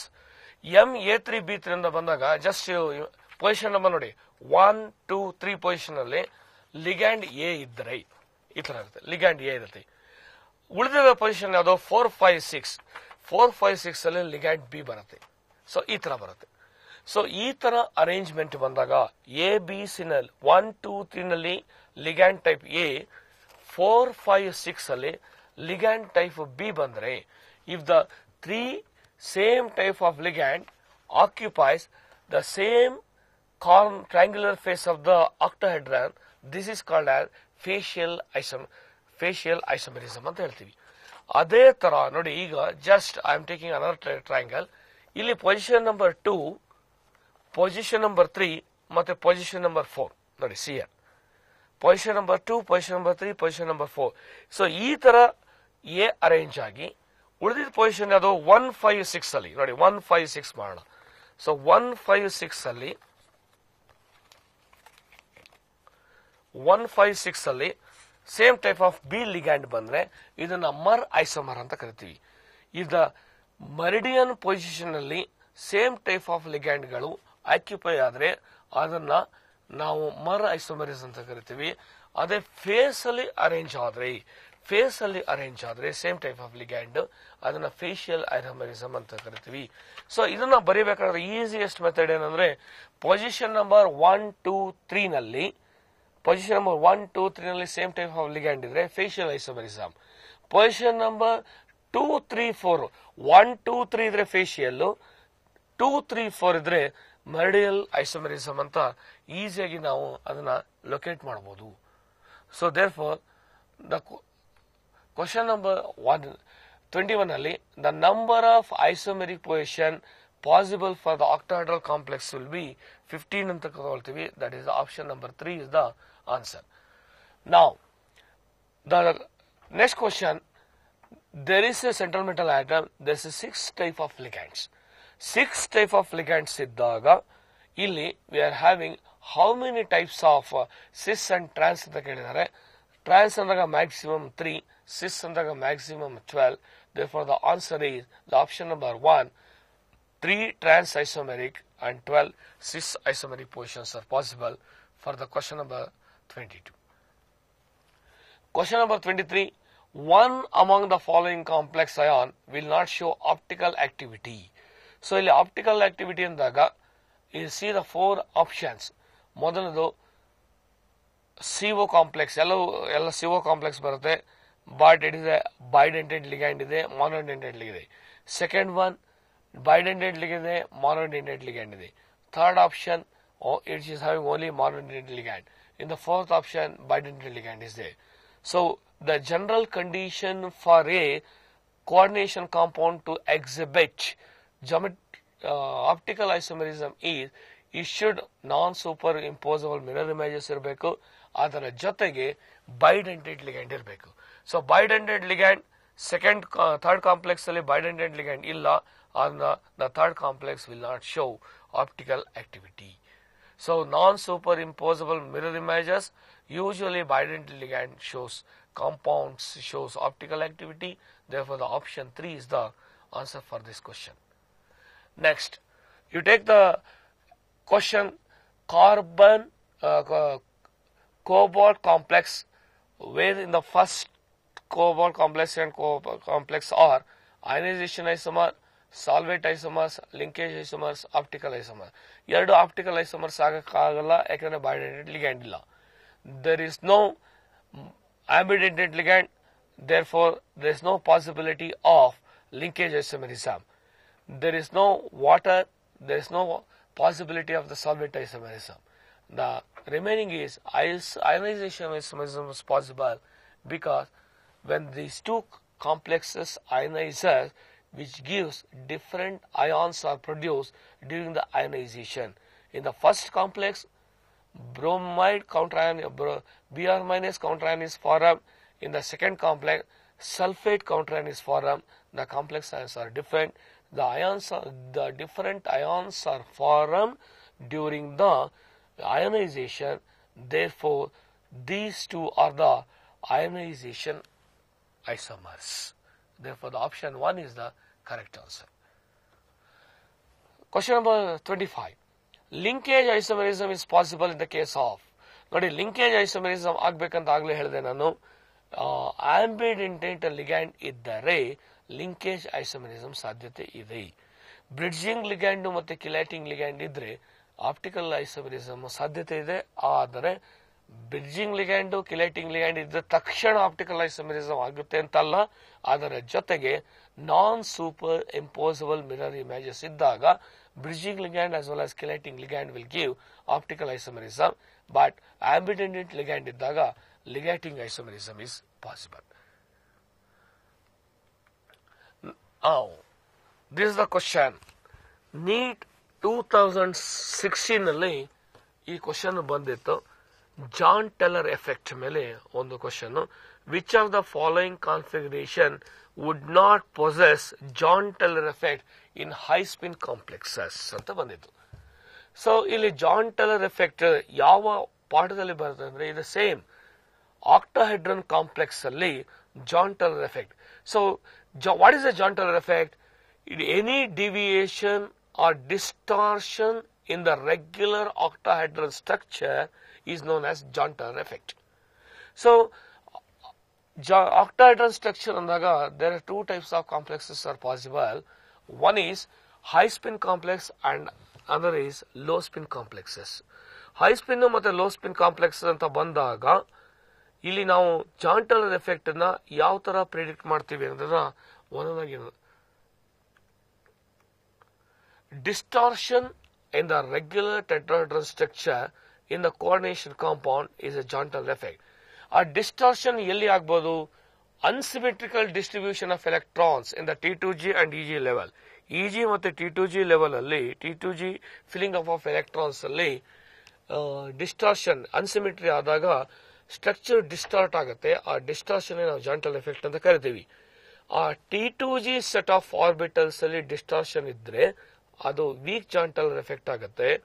EG set ಅಲ್ಲಿ ಬಂದಾಗ ಅದು ಸ್ಟ್ರಾಂಗ್ ಜಾನ್ ಟೆಲ್ಲರ್ ಎಫೆಕ್ಟ್ ಆಗುತ್ತೆ. See here, in the case of high spin and low spin complex ಅಲ್ಲಿ D1 electron ಇದ್ದಾಗ ಜಾನ್ ಟೆಲ್ಲರ್ ಎಫೆಕ್ಟ್ ಎರಡು ಕೇಸಲ್ಲಿ ಆಗುತ್ತೆ. ಯಾಕೆಂದ್ರೆ ಅನ್ಸಿಮೆಟ್ರಿಕಲ್ ಡಿಸ್ಟ್ರಿಬ್ಯೂಷನ್ ಎರಡು ಕೇಸಲ್ಲಿ ಕೂಡ ವೀಕ್ ಜಾನ್ ಟೆಲ್ಲರ್ ಎಫೆಕ್ಟ್ ಆಗುತ್ತೆ D1 ಕೇಸಲ್ಲಿ. ಸೊ ಅದೇ D2 ಕೇಸ್ ಬಂದಾಗ ಸಿ ಹಿಯರ್ ಇಲ್ಲೂ ಕೂಡ ವೀಕ್ ಜಾನ್ ಟೆಲ್ಲರ್ ಎಫೆಕ್ಟ್ ಎರಡು ಕೇಸಲ್ಲಿ ಲೋ ಸ್ಪಿನ್ ಮತ್ತು ಹೈ ಸ್ಪಿನ್ ಕಾಂಪ್ಲೆಕ್ಸ್ ಅಲ್ಲಿ ಎರಡೂ ಕೂಡ ಅನ್ಸಿಮೆಟ್ರಿಕಲ್ ಡಿಸ್ಟ್ರಿಬ್ಯೂಷನ್ ಇನ್ T2G ಲೆವೆಲ್ ಅಲ್ಲೇ ಇರೋದ್ರಿಂದ ಸೊ ಇಲ್ಲಿ ವೀಕ್ ಜಾನ್ ಟೆಲ್ಲರ್ ಎಫೆಕ್ಟ್ ಕೂಡ ಆಗುತ್ತೆ. ನಾವು D3 ಕೇಸ್ ಬಂದಾಗ in case of high spin complex as well low spin complex there is no Jahn Teller effect. ಯಾಕೆ ಅಂದ್ರೆ ಇಲ್ಲಿ ಅನ್ಸಿಮೆಟ್ರಿಕಲ್ ಎಲೆಕ್ಟ್ರಾನಿಕ್ ಡಿಸ್ಟ್ರಿಬ್ಯೂಷನ್ ಇಲ್ಲ. ಅನ್ಸಿಮೆಟ್ರಿಕಲ್ ಎಲೆಕ್ಟ್ರಾನಿಕ್ ಡಿಸ್ಟ್ರಿಬ್ಯೂಷನ್ ಇಲ್ಲದೆ ಇರೋದ್ರಿಂದ ಇಲ್ಲಿ ಜಾನ್ ಟೆಲ್ಲರ್ ಎಫೆಕ್ಟ್ ಬರೋದಿಲ್ಲ. D4 ಕೇಸ್ ಬಂದಾಗ ನೋಡಿ ಹೈ ಸ್ಪಿನ್ ಕಾಂಪ್ಲೆಕ್ಸ್ ಅಲ್ಲಿ ಸ್ಟ್ರಾಂಗ್ ಜಾನ್ ಟೆಲ್ಲರ್ ಎಫೆಕ್ಟ್ ಇರುತ್ತೆ. ಲೋ ಸ್ಪಿನ್ ಕಾಂಪ್ಲೆಕ್ಸ್ ಅಲ್ಲಿ ವೀಕ್ ಜಾನ್ ಟೆಲ್ಲರ್ ಎಫೆಕ್ಟ್ ಬರುತ್ತೆ D4 ಕೇಸ್ ಅಲ್ಲಿ. ಅದೇ ನಾವು D5 ಕೇಸ್ ಬಂದಾಗ ಹೈ ಸ್ಪಿನ್ ಕಾಂಪ್ಲೆಕ್ಸ್ ಅಲ್ಲಿ ಜಾನ್ ಟೆಲ್ಲರ್ ಎಫೆಕ್ಟ್ ಇರೋದಿಲ್ಲ. ಲೋ ಸ್ಪಿನ್ ಕಾಂಪ್ಲೆಕ್ಸ್ ಅಲ್ಲಿ ವೀಕ್ ಜಾನ್ ಟೆಲ್ಲರ್ ಎಫೆಕ್ಟ್ ಇರುತ್ತೆ. ಇಲ್ಲಿ ಯಾಕೆ ಅಂದ್ರೆ ಹೈ ಸ್ಪಿನ್ ಕಾಂಪ್ಲೆಕ್ಸ್ ಅಲ್ಲಿ ಸಿಮೆಟ್ರಿಕಲ್ ಡಿಸ್ಟ್ರಿಬ್ಯೂಷನ್ ಆಫ್ ಎಲೆಕ್ಟ್ರಾನ್ಸ್ ಇದೆ, ಆದ್ರಿಂದ ಜಾನ್ ಟೆಲ್ಲರ್ ಎಫೆಕ್ಟ್ ಇಲ್ಲ. ಲೋ ಸ್ಪಿನ್ ಕಾಂಪ್ಲೆಕ್ಸ್ ಅಲ್ಲಿ ಅನ್ಸಿಮೆಟ್ರಿಕಲ್ electronic distribution in T2G set of orbitals, ಆದ್ರಿಂದ ಇಲ್ಲಿ weak John Teller effect to D5 configuration low spin ನಲ್ಲಿ high spin ನಲ್ಲಿ there is no John Teller effect. The same answer ಇದನ್ನ ನಾವು 2016 NEET examination ಇದನ್ನೇ ಕೇಳಿದರೆ in which of the following configuration in high spin complex John Teller effect is not possible. D5 configuration in high spin complex there is no John Teller effect. ಅದೇ ನಾವು D6 ಬಂದಾಗ ಇಲ್ಲಿ ನೋಡಿ D6 ಬಂದಾಗ high spin complex ಅಲ್ಲಿ weak Jahn Teller effect, low spin complex ಅಲ್ಲಿ no Jahn Teller effect. ಯಾತಕ್ಕೆ ಅಂದರೆ ಅಲ್ಲಿ ಸಿಮೆಟ್ರಿಕಲ್ ಕಾನ್ಫಿಗರೇಷನ್ ಲೋ ಸ್ಪಿನ್ ಅಲ್ಲಿ, ಹೈ ಸ್ಪಿನ್ ಅಲ್ಲಿ unsymmetrical configuration in T2G set of orbital.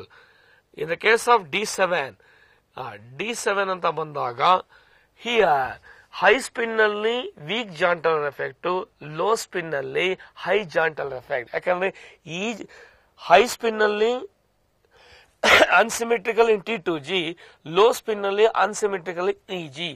Low spin strong John Teller effect, high spin weak John Teller effect. In the case of D8 ಅಲ್ಲಿ either in the case of low spin or either in the case of high spin no John Teller effect, because there is no unsymmetrical, there is a symmetrical electronic configuration in both the cases, therefore there is no John Teller effect. In case of D9 configuration strong Jahn Teller effect in both the cases. ಯಾಕಂದ್ರೆ ಇಲ್ಲಿ unsymmetrical is there in EG set in both the cases, therefore it is a strong Johntel effect in both the cases. In case of D10 configuration, there is no Johntel effect because there is a symmetrical electronic configuration. So ಈ ಒಂದು concept ನಮಗೆ ಅರ್ಥ ಆದ್ರೆ ಎಲ್ಲಿ weak Jahn Teller effect, ಎಲ್ಲಿ strong Jahn Teller effect, ಮತ್ತೆ ಯಾವ ಕೇಸಲ್ಲಿ ಏನಿದೆ ಅನ್ನೋದನ್ನ ನಾವು ಕ್ಲೀನ್ ಆಗಿ ಅಬ್ಸರ್ವ್ ಮಾಡ್ತಾ ಹೋಗಬಹುದು. See here, which of the following configuration would not possess Johntel effect in both high spin and low spin complex? D3, D8, D10 in all the cases.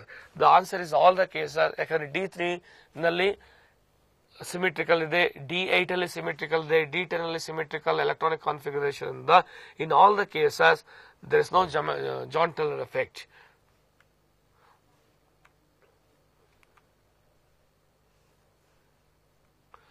The next question is, the configuration shows weak Johntel effect in high spin complex and strong Johntel effect in low spin complexes is D5, D6, D7, D8 ಅಂತ ಬಂದಾಗ, see here the option is 3, D7 ಅಂತ ಹೇಳ್ತೀವಿ. ಯಾಕಂದ್ರೆ high spin ಅಲ್ಲಿ weak Jahn Teller effect ಇದೆ and low spin ಅಲ್ಲಿ strong Jahn Teller effect ಇದೆ. ಅದೇ D5 ಅಂತ ಬಂದಾಗ ಹೈ ಸ್ಪಿನ್ ಅಲ್ಲಿ ನೋ ಜಾಂಟಲ್ ಎಫೆಕ್ಟ್. ಇದು 2016 ಕ್ವಶನ್, ಇದು NEET question.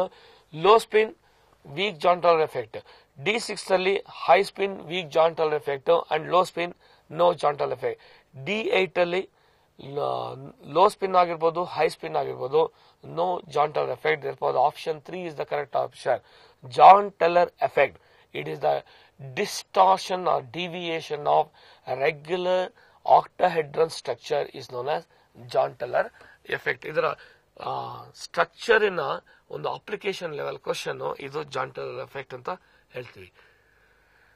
Next, hexafluoroferrate 3 ion in outer orbital complex, the number of unpaired electron outer orbital complex ಅಂತ ಬಂದಾಗ, ಔಟರ್ ಆರ್ಬಿಟಲ್ ಕಾಂಪ್ಲೆಕ್ಸ್ ಅಂತ ಬಂದಾಗ sp3d2 ಹೈಬ್ರಿಡೇಷನ್ ಇನ್ವಾಲ್ವ್ ಆಗುತ್ತೆ. ಆದ್ರಿಂದ ಇನ್ನರ್ ಎಲೆಕ್ಟ್ರಾನ್ಸ್ಗಳು ಯಾವುದೇ ರೀತಿ ನಮಗೆ ಅಲ್ಲಿ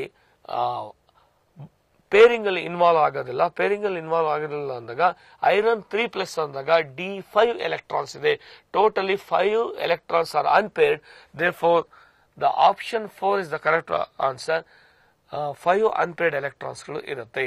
ಅದೇ ನಾವು ಇದೇ ಕ್ವಶನ್ ಅನ್ನ ನಾವು ಇನ್ನರ್ ಆರ್ಬಿಟಲ್ ಅಂತ ಕೊಟ್ಬಿಟ್ಟಾಗ ಏನಾಗುತ್ತೆ ಅಂದ್ರೆ ಇಲ್ಲಿ 4 ಎಲೆಕ್ಟ್ರಾನ್ಸ್ಗಳು ಪೇರ್ ಆಗುತ್ತೆ, 1 ಮಾತ್ರ ಅನ್ಪೇರ್ ಆಗಿರುತ್ತೆ. ಸ್ಟ್ರಾಂಗ್ ಲಿಗೆಂಡ್ ಇದ್ದಾಗ ಇದೇ ಕ್ವಶನ್ಗೆ ಇದೇ ಆಪ್ಷನ್ ಬಂದಾಗ 1 ಎಲೆಕ್ಟ್ರಾನ್ ಬರುತ್ತೆ. ಅದೇ ಔಟರ್ ಆರ್ಬಿಟಲ್ ಕಾಂಪ್ಲೆಕ್ಸ್ ಬಂದಾಗ ಎಲೆಕ್ಟ್ರಾನ್ಸ್ಗಳು ಪೇರ್ ಆಗೋದಿಲ್ಲ. ಅಂತ 5 electron is the answer. Next is in octahedral splitting. So this comes under crystal field theory ನಲ್ಲಿ ಬರುತ್ತೆ. EG orbital will increase by 0.6 delta O and T2G decrease by 0.4 delta O. EG orbital will increase by 0.4 delta O and T2G decrease by 0.6 delta O. EG orbital will increase by 0.5 delta O and EG decrease by 0.5 delta O, any one of the above ಅಂತ ಹೇಳ್ತೀವಿ. So ಇಲ್ಲಿ Beary centre ಇಂದ ಯಾವುದು ಎಷ್ಟು rice ಆಗುತ್ತೆ, ಯಾವುದು ಎಷ್ಟು decrease ಆಗುತ್ತೆ ಅನ್ನೋದನ್ನ ನಾವು ನೋಡ್ಬೇಕಾಗತ್ತೆ. ಇದು ಆಕ್ಟಾಹೆಡ್ರಲ್ ಸ್ಪ್ಲಿಟ್ಟಿಂಗ್ ಆಗಿರೋದ್ರಿಂದ ಕ್ರಿಸ್ಟಲ್ ಫೀಲ್ಡ್ ಥಿಯರಿನಲ್ಲಿ ನಾವು ತಗೊಳ್ತೀವಿ. ಅಸಂಪ್ಷನ್ಸ್, ಎಲೆಕ್ಟ್ರೋವೆಲೆಂಟ್ ಬಾಂಡ್, ಇದನ್ನೆಲ್ಲ ನಾವು already we are discussed.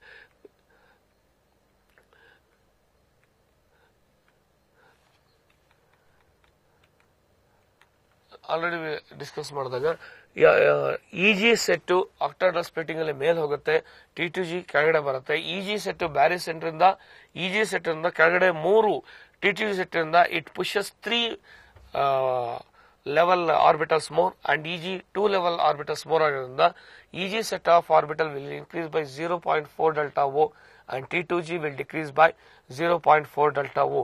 So ಇದೇ ಟೆಟ್ರಾಹೆಡ್ರಲ್ ಸ್ಪ್ಲಿಟ್ಟಿಂಗ್ ಬಂದಾಗ ಇದರ ಆಪೋಸಿಟ್ ಆಗಿ ಬರುತ್ತೆ. ಯಾಕೆ ಈ ತರ ಸ್ಪ್ಲಿಟ್ ಆಗುತ್ತೆ ಅಂದ್ರೆ the ligands are approaches to the central metal atom in case of octahedral field on the line of the axis ಬರೋದ್ರಿಂದ splitting will be more. ಅದೇ ನಾವು octahedral tetrahedral ಬಂದಾಗ the ligands are approaches to the central metal atom in between the axis. So dxy, dyz, dzx in between the axis ಇರೋದ್ರಿಂದ the tetrahedral ಅಲ್ಲಿ splitting will be less. In the case of octahedral on the line of the axis ಇರೋದ್ರಿಂದ the splitting will be more ಅಂತ ಅಲ್ಲಿ ನಾವು ತಗೊಳ್ತೀವಿ. According to the spectrochemical series, the strong field ligand is I minus, H2O, Cl minus and CO. So ಇಲ್ಲಿ ನಾವು arrangement ಮಾಡುವಾಗ it is ಎಕ್ಸ್ಪೆರಿಮೆಂಟಲಿ determined value ಇಂದ ನಾವು ಆ ಸೀರೀಸ್ ಅನ್ನು ನಾವು ಅರೇಂಜ್ ಮಾಡಿರ್ತೀವಿ. ಇಲ್ಲಿ CO is a strong field ligand ಆಗಿರೋದ್ರಿಂದ ದ ಫೋರ್ತ್ ಆಪ್ಷನ್ ಕರೆಕ್ಟ್ ಆಗಿ ಬರುತ್ತೆ. ಇಲ್ಲಿ ನಾವು ಇದನ್ನ ಸುಮ್ಮನೆ ಅಸಂಪ್ಷನ್ ಮಾಡಿ ಬರೆದಿರೋದಿಲ್ಲ. It is experimental determined facts, experimentally determined facts ಆಗಿದೆ.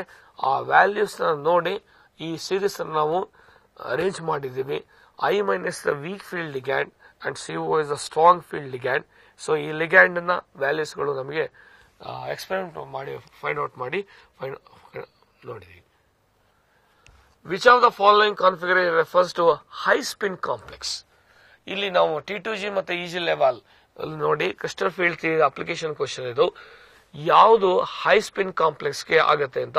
ಹೈ ಸ್ಪಿನ್ ಕಾಂಪ್ಲೆಕ್ಸ್ ಅಂದಾಗ T2G ಮತ್ತು EG ಲೆವೆಲಿನ ಡಿಫರೆನ್ಸ್ ಸ್ಪ್ಲಿಟ್ಟಿಂಗ್ ಕಡಿಮೆ ಇರಬೇಕು. ಲೋ ಸ್ಪಿನ್ ಕಾಂಪ್ಲೆಕ್ಸ್ ಅಂದಾಗ ಜಾಸ್ತಿ ಇರಬೇಕು. ನೋಡಿ, ಹೈ ಸ್ಪಿನ್ ಕಾಂಪ್ಲೆಕ್ಸ್ ಅಂದಾಗ ಸ್ಪ್ಲಿಟ್ಟಿಂಗ್ ಕಡಿಮೆ ಇರಬೇಕು, ಲೋ ಸ್ಪಿನ್ ಕಾಂಪ್ಲೆಕ್ಸ್ ಅಂದಾಗ ಸ್ಪ್ಲಿಟ್ಟಿಂಗ್ ಜಾಸ್ತಿ ಇರಬೇಕು. ಯಾಕಂದ್ರೆ ಹೈ ಸ್ಪಿನ್ ಅಂದಾಗ 5 ಎಲೆಕ್ಟ್ರಾನ್ಗಳು ಅನ್ಪೇರ್ಡ್ ಆಗೋ ಚಾನ್ಸಸ್ ಇರುತ್ತೆ ಹೈ ಸ್ಪಿನ್ ಕಾಂಪ್ಲೆಕ್ಸ್ ಅಲ್ಲಿ.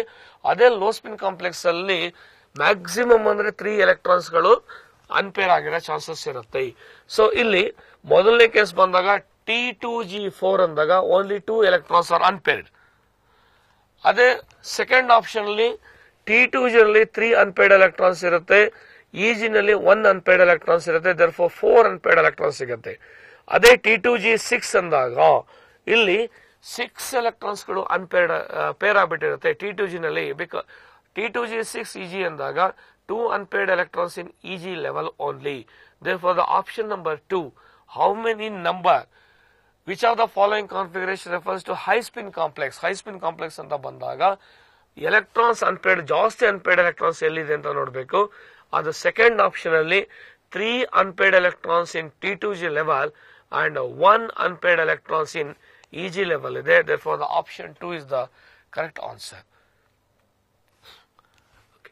So, coming to the D block element questions, the first question is, a transition element X has the configuration argon 3D4 in its +3 oxidation state.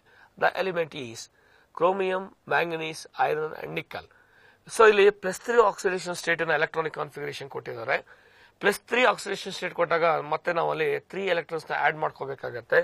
So add ಮಾಡ್ಕೋಬೇಕಾದಾಗ 3D5 4s2 ಅಂತ ಬರುತ್ತೆ. 3D5 4s2 ಬಂದಾಗ 18 plus 5 plus 2 ಅಂದಾಗ 15. 15 is the manganese is the correct answer. Therefore, the option 2 is the correct answer ಅಂತ ನಾವು ತಗೊಳ್ಬೇಕಾಗುತ್ತೆ. The question number 42. Which of the following has a maximum number of unpaired electron? So maximum number of unpaired electron ಇದನ್ನ find out ಮಾಡ್ಬೇಕಂದ್ರೆ ಪ್ರತಿಯೊಂದು atom ನ electronic configuration ಗೊತ್ತಿರಬೇಕು. Electronic configuration ಬರೆದು ಅದು box diagram ಗೊತ್ತಿರಬೇಕು. ಅಯಾನ್ಸ್ +2 ಅಂದಾಗೇನು, +3 ಅಂದಾಗೇನು, +2 ಅಂದಾಗ 2 ಎಲೆಕ್ಟ್ರಾನ್ ರಿಮೂವ್ ಆಗಿರುತ್ತೆ, +3 ಅಂದಾಗ 3 ಎಲೆಕ್ಟ್ರಾನ್ ರಿಮೂವ್ ಆಗಿರುತ್ತೆ, ಪ್ಲಸ್ ಅಂದಾಗ 1 ಎಲೆಕ್ಟ್ರಾನ್ ರಿಮೂವ್ ಆಗಿರುತ್ತೆ. ಅದನ್ನ ನೋಡೋಣ ಈಗ. ಜಿಂಕ್ 30, ಆರ್ಗಾನ್ 3D10 4s2 ಅಲ್ಲಿ ಡಿ ನಲ್ಲಿ 10 ಎಲೆಕ್ಟ್ರಾನ್ಸ್ ಇರೋದ್ರಿಂದ ನೋ ಅನ್ಪೇರ್ಡ್ ಎಲೆಕ್ಟ್ರಾನ್ಸ್. ಅದೇ ಐರನ್ ಅಂತ ಬಂದಾಗ ಐರನ್ 2+ ಅಂತ ತಗೊಂಡಾಗ 3D6 ಅಂದಾಗ 5 ಆರ್ಬಿಟಲ್ ನಲ್ಲಿ 5 ಎಲೆಕ್ಟ್ರಾನ್ಸ್ ಫಿಲ್ ಆಗುತ್ತೆ. ಇನ್ನೊಂದು ಎಲೆಕ್ಟ್ರಾನ್ಸ್ ಮತ್ತೆ ಫಸ್ಟ್ ಆರ್ಬಿಟಲ್ ಬಂದಾಗ 4 ಅನ್ಪೇರ್ಡ್ ಎಲೆಕ್ಟ್ರಾನ್ಸ್ ಬರುತ್ತೆ. ಅದೇ ತರ ನಿಕಲ್ 3+ ಅಲ್ಲಿ D7 ಎಲೆಕ್ಟ್ರಾನಿಕ್ ಕಾನ್ಫಿಗರೇಷನ್ ಬರೋದ್ರಿಂದ 3 ಅನ್ಪೇರ್ಡ್ ಎಲೆಕ್ಟ್ರಾನ್ಸ್ ಬರುತ್ತೆ.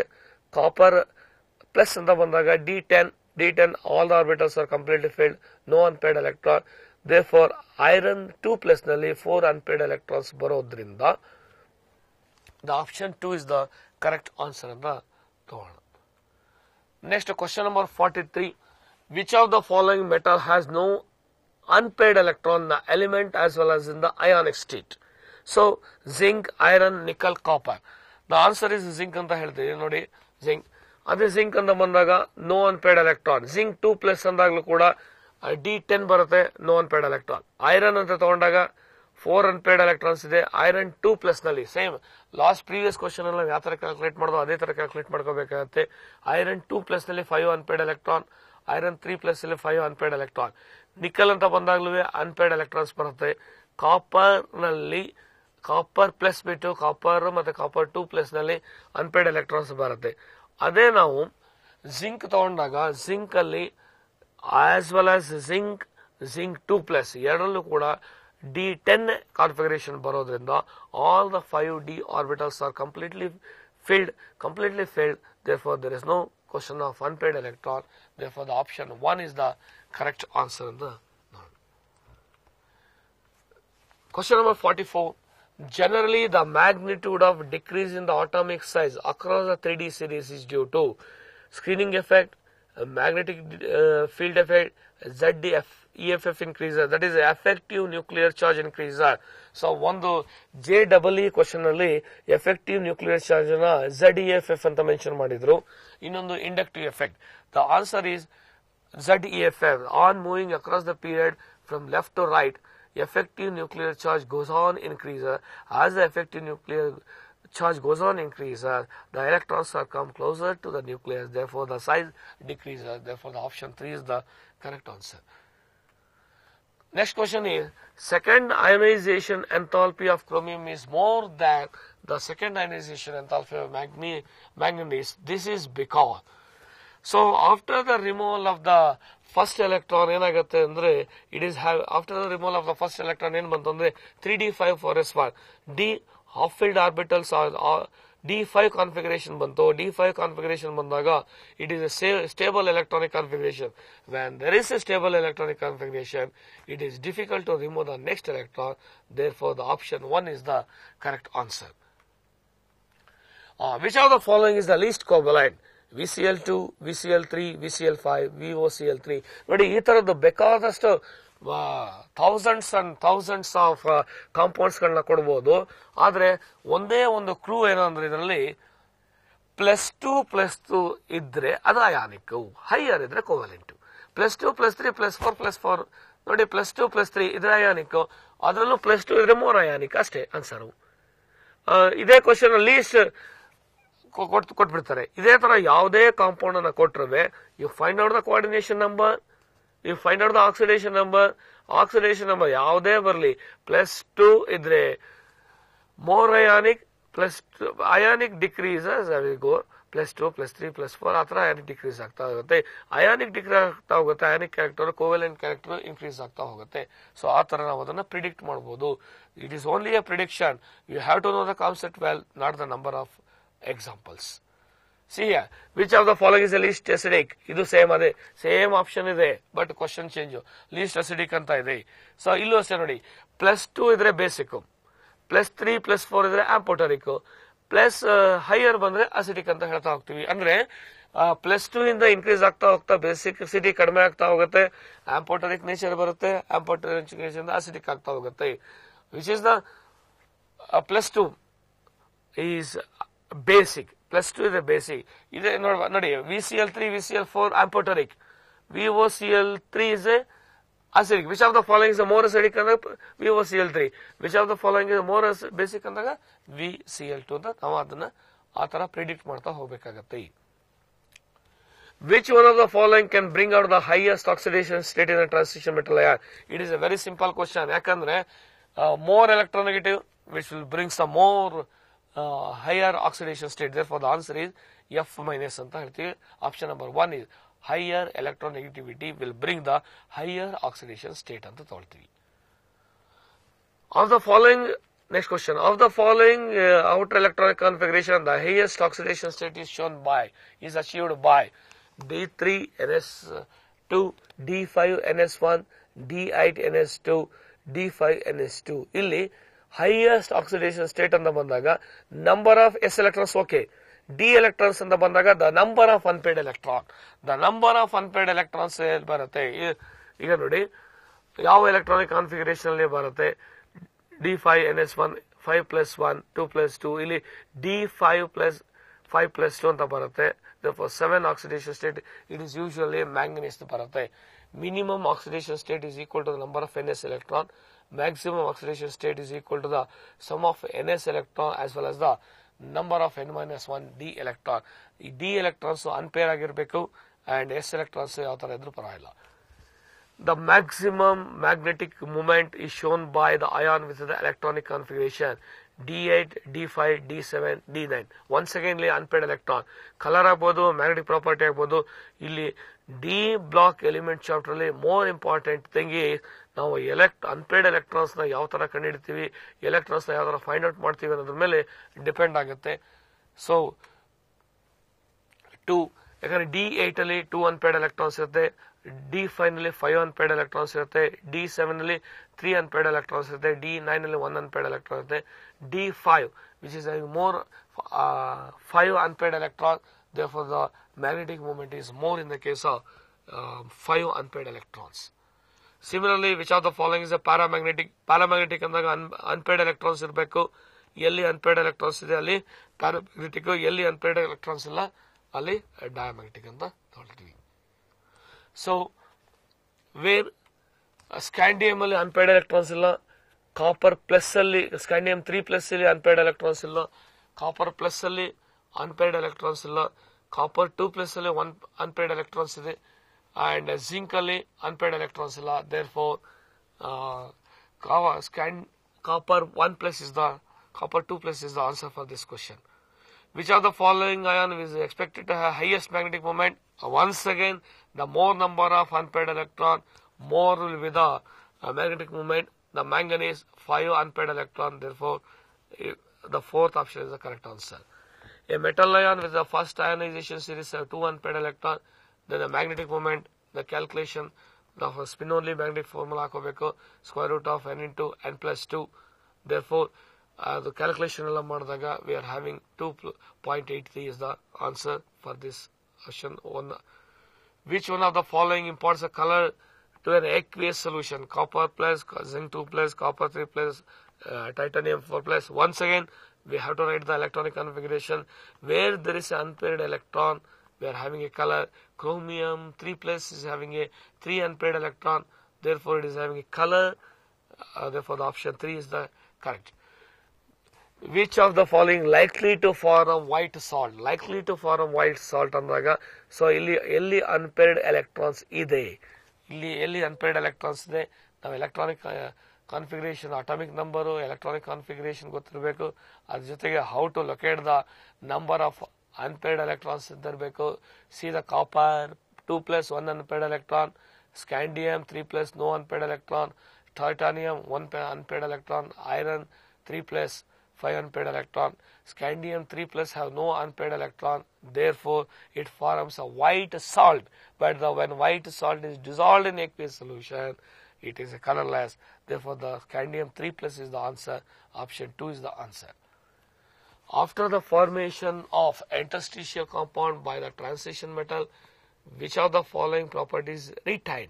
ನಾನು ಆಗಲೇ ಹೇಳಿದೆ, ಇದನ್ನು ಸಿನಾಪ್ಸಿಸ್ ಮಾಡುವಾಗ melting point, hardness and chemical inertness increase ಆಗ್ತಾ ಹೋಗುತ್ತೆ. Metallic conductivity in the case of interstitial compound does not changes, therefore it is retied. But in the case of alloy formation, metallic conductivity also increases. ಯಾಕಂದ್ರೆ alloy formation ಆದಾಗ metallic conductivity increase ಆಗುತ್ತೆ. interstitial compound formation ಆದಾಗ that metallic conductivity does not changes, it is retained. Therefore the option 3 is the answer for this question. Totally acidified potassium dichromate is treated with hydrogen sulfide. In this reaction, the oxidation number of chromium increases from plus 3 to plus 6, decreases from plus 6 to plus 3, remains unchanged, decreases from plus 6 to plus 2 ಅಂತ ಹೇಳಬಹುದು. And then ಇದಕ್ಕೆ ನಮಗೆ question ಬೇಕಾಗುತ್ತೆ, equation ಬರ್ಕೋಬೇಕಾಗತ್ತೆ. Equation ಬರ್ಕೊಂಡು ನಾವು solve ಮಾಡಿದಾಗ +3 to +6 ಅಂತ ಬರುತ್ತೆ. ಇದೇ ತರ ನೀವು ಎಲ್ಲ ಕ್ವಶನ್ಸ್ಗಳನ್ನ ಸ್ಟಡಿ ಮಾಡಬೇಕು. ಸ್ಟಡಿ ಮಾಡಿ ಕ್ವಶನ್ಸ್, ದ ನಂಬರ್ ಆಫ್ ಕ್ವಶನ್ಸ್ಗಳನ್ನ ಸ್ಟಡಿ ಮಾಡೋದಕ್ಕಿಂತ dear students, you have to know the concept very well. The number of question is not that important. How you know the concept, that is very important. One concept nalli we can set the thousands of questions. Therefore, don't afraid of this CET as well as NEET examination. You know the concept very well. You have to answer very well. ನಾನು 1000 question ಓದಿದ್ದೀನಿ sir, ಅಷ್ಟು question ಬರೋದಿಲ್ಲ ಅಂದ್ರೆ ಅಷ್ಟು question NEET examination ಬರೋದಿಲ್ಲ. ಅಲ್ಲಿ ಬರೋದೇ ಹೊಸ ಕ್ವಶನ್. ಆದ್ರಿಂದ you know the concept very well. When you know the concept very well, it is very easy to score and very easy to answer in the competitive examination like CET agbodu, JEE agbodu, NEET exam agbodu. And for your forthcoming examination, once again, the best of luck for all the students of the. Okay, thank you for one and all.